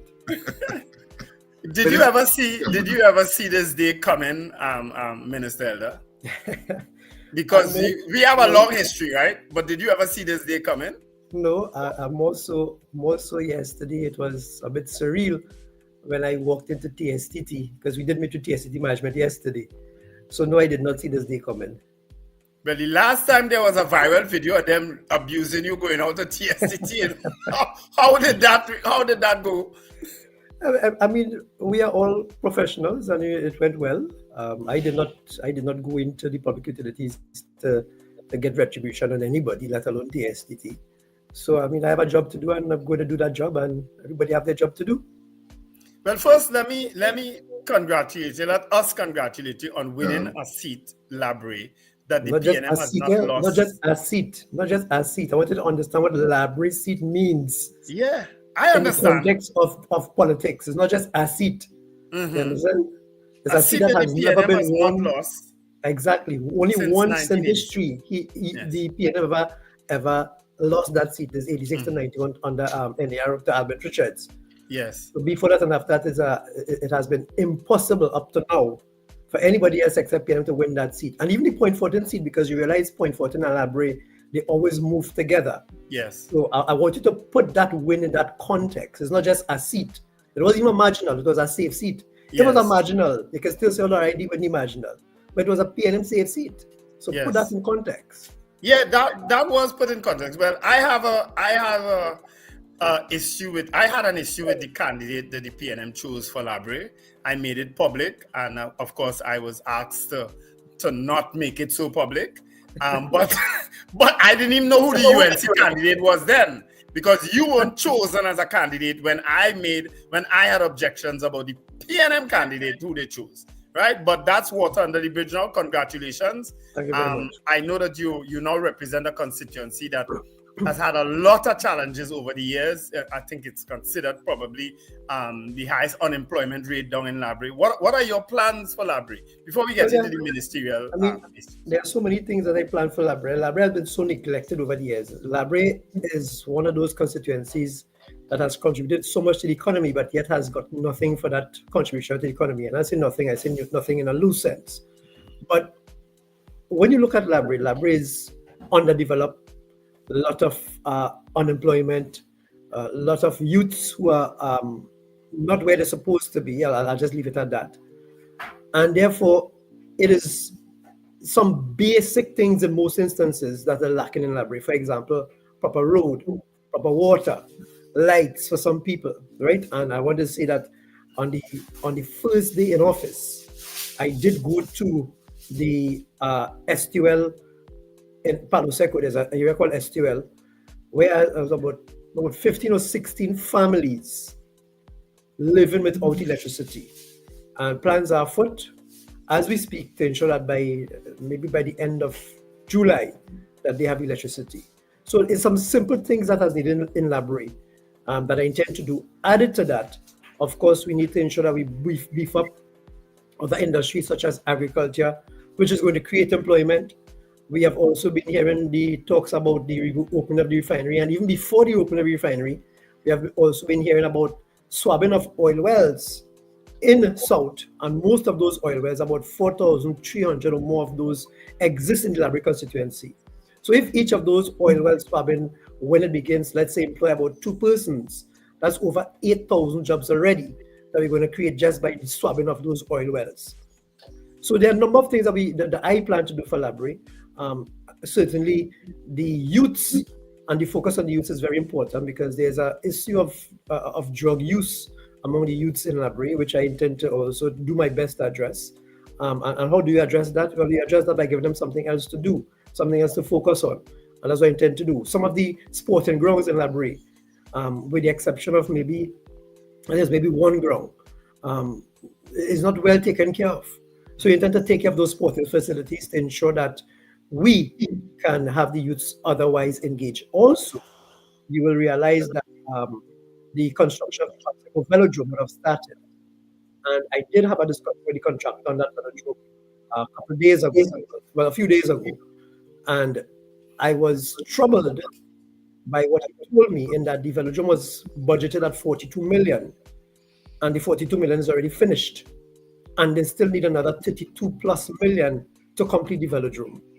So that will in fact be something that the cabinet will have to discuss and have to decide on how we proceed with that. But certainly I do not want it to be that it comes out to be a same situation like, for example, the Rosella Kindu School, which over 10 years has been languishing to complete. And only because somebody else was doing it, they did not do it and money is just wasted. I don't want that to be a situation for the velodrome. I'm going to make an appeal to the Minister of Finance and to the cabinet for us to at least allocate the money to complete the Palasoko velodrome. Because that velodrome will do so much more than just be a velodrome. It will be an opportunity for the youths to come together in a sporting area. It will be an opportunity for the community to come together as well. And will create an avenue for us to have some excellent sport tourism in the Labrie area. And as I speak about tourism, there are many, many other areas such as Station Beach, Carrot Beach, Palasoko Mud Volcano, Losiro Beach that needs attention. And those are things I intend to focus on over the next coming months into years. And hopefully by the end of the 5 years, Labrie will be much better than I found it. That's kind of a comprehensive assessment in terms of how your initial approach to dealing with your representation. But of course, we wanted to get into the issue of labor, and of course, labor's coalition with the UNC, which was very public. And of course, you are a former trade union leader.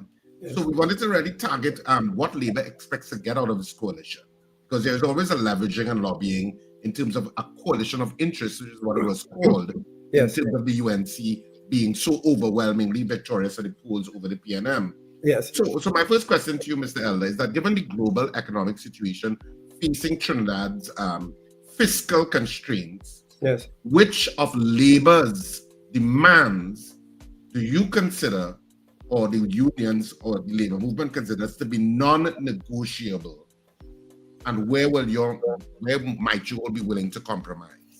Well, let me start by saying that labor has been attacked vociferously, vehemently, with impunity by the last government. You see what would have happened to Petrotrin and OWTU. You will see what would have happened to TSTT and CW. You have seen the attempts on the Revenue Authority and PSA. And therefore, labor has been attacked with impunity by the last government. And one of the things that is not negotiable for us, with any government moving forward, is the way you treat labor. Now, labor needs to be involved and a part of the decision-making of the country, and we need to be given that respect. We were disrespected to the hilt by the last administration with their arrogance, with their stubbornness, and with their wickedness just to destroy labor. And that's what it was.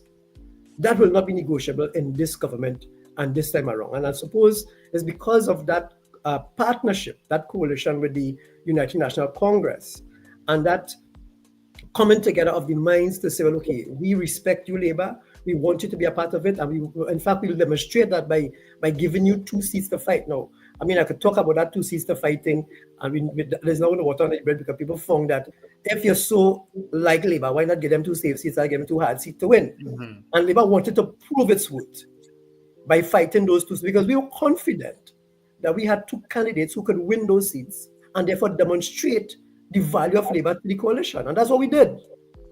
So therefore, we will not be disrespected, and we will not let that win of Labrie and of Point Fortin be taken for granted, because those wins are not to be taken for granted. Those wins mean something, because those wins demonstrate that for years upon years, nobody except NR in 86 and 91 was able to win those seats. And Labour brought 2 candidates to take 2 state seats and turn it into 2 seats for the government now. So that has to be respected. And that has to mean something. And that has to value something. And with this government, it does value something. It does mean something. And therefore, in moving forward, Labour will not compromise on the respect it deserves moving forward. So I don't mean to disappoint you and not make a comment on the 10%, because But I'm still bringing up the 10%. Everybody looking still bringing it up. Everybody looking for the 10%. But I want you to remember, on the first day that we had cabinet, and the Prime Minister would have addressed the country in the post-cabinet meeting, she did alert the country to what we meant. And she did alert the country and say, look, listen, we need to borrow X amount of dollars. We need to take from the Heritage and Stabilization Fund. We need to rework the bonds that we have that is up to be called. And those things will help us to at least work through the coming weeks ahead. But she did say, we will fix it. And when I spoke earlier about swabbing those wells and things, even in Labrie, over 4,000 wells in Labrie, that's going to add an additional over 25,000 barrels of oil to the economy. So we will fix it. So the 10% is not going to come tomorrow. Yeah, okay, I get you. It may not come tomorrow. It is going to come. So you're saying then, I want to read through what you're saying. Are you saying then that the union coalition with the UNC is willing to wait on the 10%? They don't want it immediately. That is correct. Because you see, we understand within the trade union movement that we did not know the full story of what we were going to meet. We had an idea, but we didn't know the full story. And labor is not unreasonable. So people feel that labor must jump up in arms because it's 2 weeks now we're in office and we are getting 10% yet. No, hold on. Everything takes time and a process. In labor, we believe in process. We believe in process, right? And we are going through a process to ensure we get to where we want to get to. And we're going to get to that point. It's not going to happen in 1 day, 2 days, 1 week or 2 weeks, or even 1 month or 2 months. But we're going to wait and see how it pans out, but it will be fixed. Is that the view of your other union partners, previous union partners? Is that also their view? At least those who are in the coalition, yes, I can speak for them. I cannot speak for those who are not in the coalition because, as you know, a number of unions would have distanced themselves from the coalition. Even my own union that I was from, the CW, distanced itself from me, right? And of course, that is in keeping with the union's own policy of not engaging in any party politics after being released as being party group number 13 of the PNM some many years ago. They don't want to return to that partisan politics. And I understand the union's position. And therefore, I cannot speak for those unions who are not in the coalition. I can speak for the unions who are in the coalition. But I can tell you that even the unions who are not in the coalition, I do not believe the leadership of those unions to be unreasonable people. Well, that's interesting because you're talking about unions, because there are some unions, of course, that would have sided with the UNC and that coalition, and there are some that did not. Correct. So, in terms of I know trade union movements have always had the problem of having a completely unified front in dealing with governments on issues. Correct. And sometimes governments have hard decisions to make from a fiscal point of view that raises the ire of unions. So how is the trade union movement going to navigate this with some who are probably going to be more upset when they don't get the 10% within the next 2 years, or they're not prepared to wait like you are, in terms of what you've just said? How are you going to navigate that? Are you going to use your personal relationships in terms of the union movement to try to navigate it? What is going to happen? Well, again, everything, as I said, is a process. If a union feel like you wait for the 10%, you could break down the discussion, take it to the court, and let the court decide it. It's up to you. You understand? For those who could wait, you give the government an opportunity with the labor's involvement to engage in consultation, to engage in discussion, to have a meaningful path forward, and then decide where we go over a period of time. No. Will it take 5 years? The answer is no. We're not going to take 5 years to do that. But we're going to give the government some time to get its feet grounded and to get its roots deepened, so that we as labor, as part of that discussion, as part of the decision-making process, we will know from the inside, and I'm saying from the inside, from cabinet itself, because we don't have just one person in cabinet from labor, we don't have 2 persons in cabinet from labor, we don't have 3 persons in cabinet from labor, right? Because you have to remember there are others in the cabinet who had a labor leaning before we got into government, and they were there. So the point I'm making is that with the labor being involved from the decision-making process, it's not something that's going to be pushed down our throats and shoved down our throats as in previous administration did. It's not going to be that.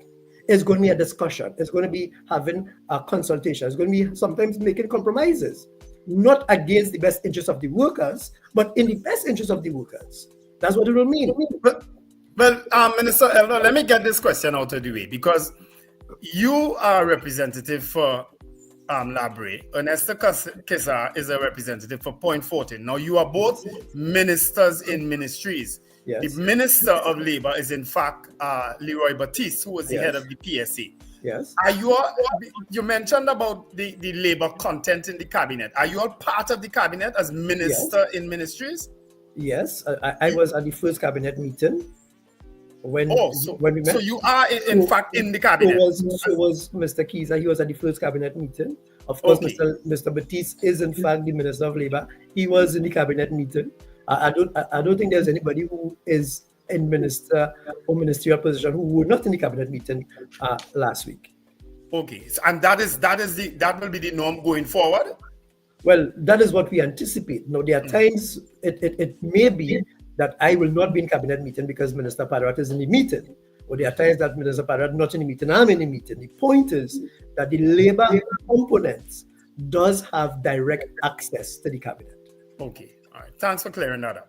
But now Labour has had a tricky relationship historically with governments, governments that they initially supported and then became bitter enemies. I mean, bitter. And with, talking about effigies and coffins and all of that. We know the history. Yes. Okay? Yes. What makes this time different? And is it different? And what benchmarks are Labour looking at in holding the UNC accountable that if they did not meet this benchmark, there could be a severing in the relationship? Well, Richard, they say history is 2020 vision, right? So we've had that history. We've learned from it. And in case people don't know, maybe they forgot because it was said, Labour did not get involved with the UNC and the coalition on the day we were announced as candidates. That is the discussion was taking place way before, at least 2 years before the election. And in those discussions, there will be, and there has been, how do we deal with issues when they come? Because issues will come up. We do not live in a perfect environment. We don't live in a utopian world. So issues will come up. And therefore, what has been discussed is how do we address those issues, not in a public manner, but in a private manner that we can resolve those issues before they are made public. In terms of the benchmarks, right? Once the Labour is respected and given that respect it deserves, we don't expect everything we ask to go away all the time, We don't expect that at all. We may have a position on one thing, but somebody else's interest may supersede our position, and therefore we give way. But there are some things that we may say, okay, let's see this, we feel strongly about this, and therefore we're not going to give way. So, for example, protection of trade union and trade union rights and workers' rights. We are not going to give way to that, even though we have employers' class being represented as well within our own environment. We're not going to give way to trampling on workers' rights. We're not going to give way to that, no matter what the interest is. So the interest may be to increase profits, increase revenue, to boost the economy, and to do that into lower labor costs. We're not going to do that, right? We're going to do those things while respecting the workers' agenda and decent work for workers. So those are some of the benchmarks that we certainly be looking for. Well, I mean, you have so many policy challenges for Labour. And legislative challenges because the Industrial Relations Act has not been modernized.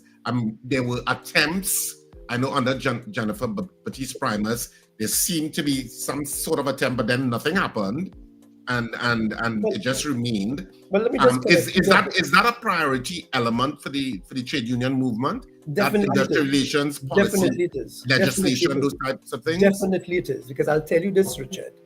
It definitely is. So there's a couple points I want to make here. Number one, the last time any government postured and looked like they were going to make some changes to labor legislation was under Aaron McLeod when he brought the bill to amend the IRA. But of course, there were things in that bill that even Labour was not comfortable with, and that was shelved. That was the last time that any government postured and looked as if they were going to do some changes to labor legislation. Jennifer Baptiste Primus, all she did was consult on every piece of legislation under the sun that has any element of labor in it. She never brought any legislative bill or changes to cabinet or to the government regarding labor legislation. But I want to also say this. I was a part of the Industrial Relations Advisory Committee that worked on a number of legislation with business, government, academia, and labor, all involved to ensure that we came up with changes to IRA, RSBA, maternity protection, minimum wages, just to name a few, that the government now, all they have to do is take it, bring the note to cabinet, and then send it to the legislative arm of the cabinet to ensure that all things are on all fours, and then bring a bill to cabinet in short time. So that is in fact some of the things that we as Labour are mandated to do and will be done under the auspices of the Minister of Labour, Minister Batiste. That is going to come, that is going to be done, because you see, the work has already been done. I was involved in those committees that said, okay, let's put these changes, but let's ensure that all interests are accounted for in these changes. And I was there to ensure that Labour's interest was protected in those changes. Now, if when it goes for the drafters to draft and they do change something in it, which sometimes happens, that does not fall on all fours with Labour's agenda, then certainly that's going to be questioned. But I don't think there'll be need to do that, because I think we had even legal persons involved with us on that committee that ensured all of the four legs of that of those legislation were standing and all standing at the same time and not shaking. So Minister Batiste has an easier job now, because most of those legislation were already discussed, consulted on. There were public consultation. There were invites from the for comments from the public. Over a number of years, those things have been done, and therefore all that has to be done now is to just bring it to the cabinet, let it go before the legislative committee, and then from there bring the bill to Parliament to have it discussed in Parliament, and therefore bring changes to Labour legislation. No, So, Minister Elder, in short order. Yeah, clearly you have a passion for labor and the trade union movement and so on. You've always had one. Do you believe that you are? Yeah. Do you believe that you may be misplaced in the Ministry of Public Utilities? Would you have preferred to be in the Ministry of Labor? I would in fact want to be in the Ministry of Public Utilities. I just want to tell you that. Yes. Or you wanted to be there? I wanted to be there because you see, at the end of the day, these public utilities, if you have been paying attention, TNTech has issues with OWTU. WASA has issues with PSA. TSTT has issues with CW. And I could go on and on and on in terms of where we have those essential services that has a labor component that has some issues. And I believe that is where my skill is most required and most important at this time. So I intend to ensure that we bring the labor and the government as employer interest together and work out a way that we can now move forward in the best interest of Trinidad and Tobago. Not in the best interest of the TNTech, not in the best interest of TSTT, not in the best interest of WASA, but in the best interest of Trinidad and Tobago, keeping in mind that we are all operating, at least on the MPU, Ministry of Public Utilities, that is, we are all operating in areas that are essential services. So because my skill will be better used to bring those entities and to bring the essential services in a manner that is now, I want to call it where there's industrial relations, peace and harmony. And what that will do is that will then redound to increase productivity and to the benefit of Trinidad and Tobago. Right, because there was talk swirling around the political arena about increases in rates, especially in TNTech and even in WASA. How do you plan to address that? Yes, well, I want to say that the government's position at this time is that we do not accept those rate increases on both TNTech and in WASA, right? At this time, until we are satisfied that something is really required to be done to get those increases. Now, it may be required, but because of where we are as a country and because of where workers are financially, to put those increases on them now will not be in the best interest of the workers and will not be in their best interest. So even though we may say, well, okay, well, Elder, those changes are required, those changes in rates will not only mean more revenue for the country, but more revenue for those companies to be better. I'm saying that those companies need to first demonstrate that they're going to bring a better service to the people. And when the service is improved, then we can say, okay, we have improved our service, we're not going to improve our price. They can't tell me the service has not increased. The service has not improved. The service is still very bad, but yet the price is going up. That does not make sense to me. And therefore, at this point in time, we do not accept those proposed rate increases at this time, or to stress that. But of course, we're going to do our due diligence to ensure that when those increases are implemented, that the people either already getting better service or will be getting better service immediately upon the increase that they are expected to pay. Minister Elder, I wanted to touch on the issue of the industrial court because we have to touch on it. One of the media reports coming out is that the trade union movement is wanting or advocating or lobbying, however you want to phrase it, for the removal of a judge, one of the industrial court judges. I think it's Larry Achong. Larry Achong, Yes. because they think that he's anti-worker. Yes. How involved is the trade union movement as part of the government in terms of looking at the industrial court and wanting those kinds of changes and lobbying for it? So let me just say that I do not want to comment on areas that are not within my purview, within the cabinet. And of course, that is within the purview of the Attorney General. I will say that Labour has lobbied the opposition and now the government, long before we got into government, to indicate to them that not we said it, that the Privy Council said that Lawrence Achong has lost sight of his impartiality and of his role as a judge. We didn't say that. That was said by the Privy Council, and mattered out that he spearheaded and that he carried against the Estate Police Association straight to the Privy Council. He carried it there, and he lost it there. And the Privy Council said, but how could this man, who has lost sight of his impartiality, bring this matter to the Privy Council? Because he brought it there and they commented on it. So if the laws in England could see that he's impartial, how come we in Trinidad, who is the belly of the beast, can't see it? And therefore, based on that, the trade union movement has to spearhead. Yeah, you hear me? Is that it was a little iffy, but we're hearing you. Go on. Is that a decision of the Attorney General then at the end of the day? So based on that, the trade union movement,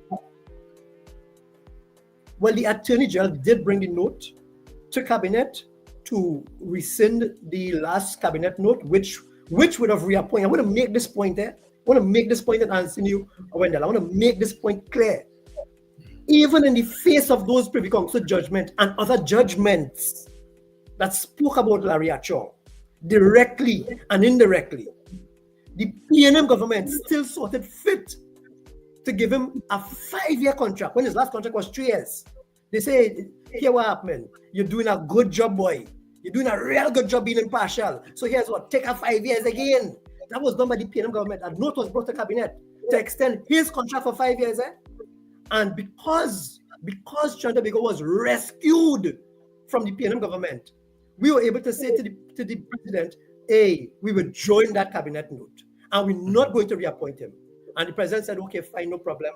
But we need to get the work of the court still moving ahead, and went ahead and gave him 6 months, even against her own policies, by the way. Mm-hmm. Of no. I know the interview is coming close to an end because we're almost at 8 o'clock. But I wanted to address something with you, Minister Elder. The issue of unions and union representation across Trinidad and Tobago. Yes. There are many businesses that are very anti-union in terms of their informal policy arrangements. It's not formal, but if people attempt to unionize, they can be penalized for it. Being fired, being suspended. So people hide if they are members of unions, etc., etc. You know what I'm talking about in terms of the landscape. Yes, I do. How is since Labour forms a part of this government, and you seem very confident that you all are not going to be disrespected, how are you all going to navigate how the society deals with trade unions in terms of the business elements in the private sector, and why unions do you expect that unions will become more all-encompassing a part of the society in terms of the private sector? So the union will be all-encompassing in the economy of Trinidad and Tobago. The private sector companies that let's say flout the laws, because there are laws to protect workers. There are laws that says that the companies can't do that. There are laws in place. But you and I know for those things to be affected, that a worker must come forward and say, I attempted to join the union and I was disbarred from joining the union because this employer threatened to fire me, or fired me because I was in the union, or fired me because I'm a member of the union, or I'm an officer of the union. Now, that is already against the law. But those things cannot be effected unless workers are willing to come forward and say, yes, this has happened to me.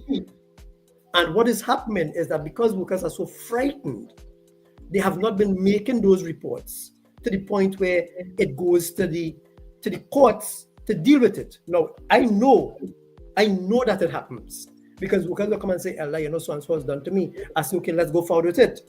But they say, no. I don't want to do that because that will blacklist me.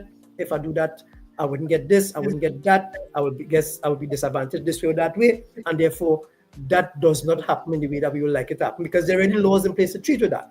Moving forward, however, I anticipate that with the posturing of government, and not just the posturing, but with the involvement of labor within the government, that the business entities will adopt a different posture towards the trade union movement. As I want to go back, because I also need to leave at this point in time, but I want to go back to the seat of Labre and Point Fortin being won by labor.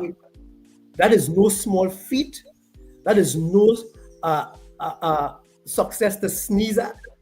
That has to be put in the context of what labor means to the people of Trinidad and Tobago. And once businesses could take note of that and pay attention to that and give respect to that, I think we're on the right path to ensuring the success, progress, development, and productivity of our economy in Trinidad and Tobago. All right, well, that's where we're going to leave it, Mr. Elder. And of course, thanks for joining us on the Breakfast Show. I'm sure we're going to have you back. I'm sure we're going to have you back at some point. I say you've made history in more ways than one today. More ways than one. Yes. I'm probably going to have you back at some point, but thank you so much for speaking with us this morning. Thank you, gentlemen, for having me. All right, take care. All right, Mr. Elder.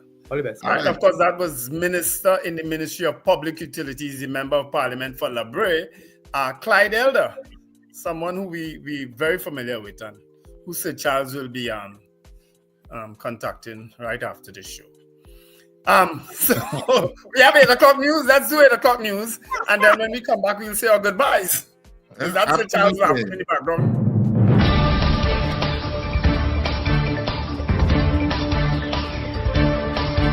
The news you need, the clarity you deserve. Local, regional, global. This is Net Radio News Now.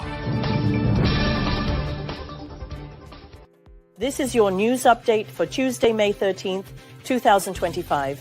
I am Amanda Mitchell with New Era TT Radio and M&E TV. Hours after a High Court ruling in her favor, Commissioner of Police Erla Harewood Christopher has been formally reinstated to her position.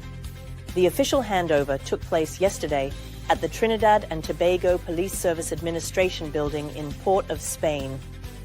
Justice Christopher Suchand delivered the judgment in Harewood Christopher's constitutional claim against the Police Service Commission regarding her suspension. Her attorney, Senior Counsel Pamela Elder, confirmed the handover and described her client as elated following the decision. Elder stated that Harewood Christopher's arrest was unjustified and that she had encouraged her client to take the strongest possible legal action, noting that the commissioner experienced a nightmare from the day of her arrest until her suspension was lifted. 5 people, including 2 students, were injured in a serious road traffic accident involving a garbage truck and a maxi taxi early yesterday morning in Arima. Acting Commissioner of Police Junior Benjamin and Minister of Homeland Security Roger Alexander visited the scene. According to the Trinidad and Tobago Police Service, around 7:50 a.m. yesterday, a garbage truck driven by 47-year-old Kerwin Brown was proceeding west along the priority bus route when it collided with a 25-seater maxi taxi at the intersection of Alton Road. The maxi taxi, driven by 39-year-old Jenna Galindo, subsequently crashed head-on into a lamp pole. The 5 injured individuals, including 2 students from El Dorado East Secondary School, sustained minor to moderate injuries and were transported to Arima Hospital for treatment. Investigations are ongoing and are being led by W. Sergeant Elder Baksh. The leadership of the People's National Movement met yesterday and proposed certain recommendations to be considered at a special General Council meeting on Friday. Among the recommendations is one that suggests that the PNM's internal elections be held by the end of June 2025, where all national executive positions will be contested. The internal elections will be open to all party members in Trinidad and Tobago using the one-man, one-vote system. The state has agreed to pay Auditor General Jaiwanti Ramdas's legal costs after she withdrew her lawsuit challenging an investigation by the previous government into her role in the revenue understatement of the public accounts for the 2023 financial year. During proceedings before High Court Judge Joan Charles yesterday, Attorney Kent Samlal reminded the court that the state had filed no evidence in defense of the claim, while senior counsel Douglas Mendez informed the judge of the then cabinet's decision to discontinue its investigations. In a statement, senior counsel Anand Ramlogan said Ramdas has emerged victorious and succeeded in her journey for justice, noting that she feared the investigation could have been used to manufacture evidence against her and artificially justify attempts to hound her out of office. You are listening to News on New Era TT Radio. In regional news, Caribbean police commissioners have begun a 5-day meeting in Guyana with calls for greater attention to the mental health of police officers and warnings against the glorification of crime for political gain. Addressing the opening of the 39th Annual General Meeting of the Association of Caribbean Commissioners of Police, Guyana's President Irfan Ali urged governments and opposition parties to treat crime seriously, stating, "Crime and criminality is not an opportunity to get into government." President Ali announced that Guyana would be building a regional forensics crime laboratory and offered to facilitate training opportunities in India and at the Guyana Defence Force National Defence Institute. Outgoing ACCP President and Antigua and Barbuda Police Commissioner Atlee Rodney called for greater support for police officers' mental health, describing it as a hidden pandemic that must be addressed collectively. The conference aims to strengthen law enforcement cooperation and enhance public safety across the Caribbean. In international news, a US-funded flight carrying 59 white South Africans who are to be granted refugee status has landed at a Washington, D.C. area airport. President Donald Trump stated that refugee applications for the country's Afrikaner minority had been expedited as they were victims of racial discrimination. The South African government has denied these claims, with President Cyril Ramaphosa stating the assessment is not true and that the applicants do not meet the threshold required under refugee law. Critics of the Fast Track initiative have described it as hypocrisy and unequal treatment. Given the Trump administration's indefinite suspension of the U.S. refugee admissions program in January, which has left over 120,000 conditionally approved refugees in limbo, the move has further strained bilateral relations between the United States and South Africa. In sports news, 4-time Trinidad and Tobago Olympic sprinter Michelle Lee Ahi has been confirmed to feature at the inaugural Barbados Grand Prix, set to run off at the Usain Bolt Sports Complex on July 5th.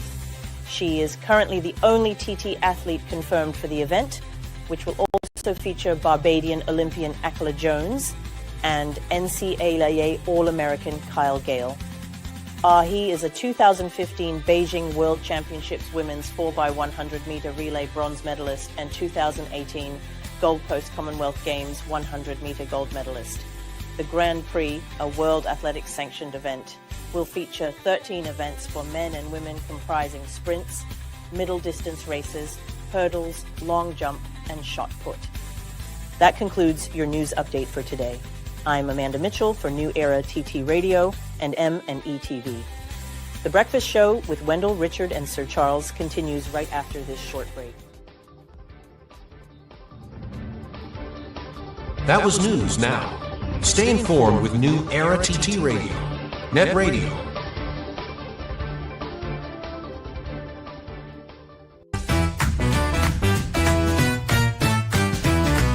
Advertise with us on New Era TT Radio, the fastest growing streaming platform for talk in Trinidad and Tobago. Audio and video ads welcome. Elevate your brand with us. Connect with us at newerattradio@yahoo.com or call us at 299-5156. Now, what are you waiting for?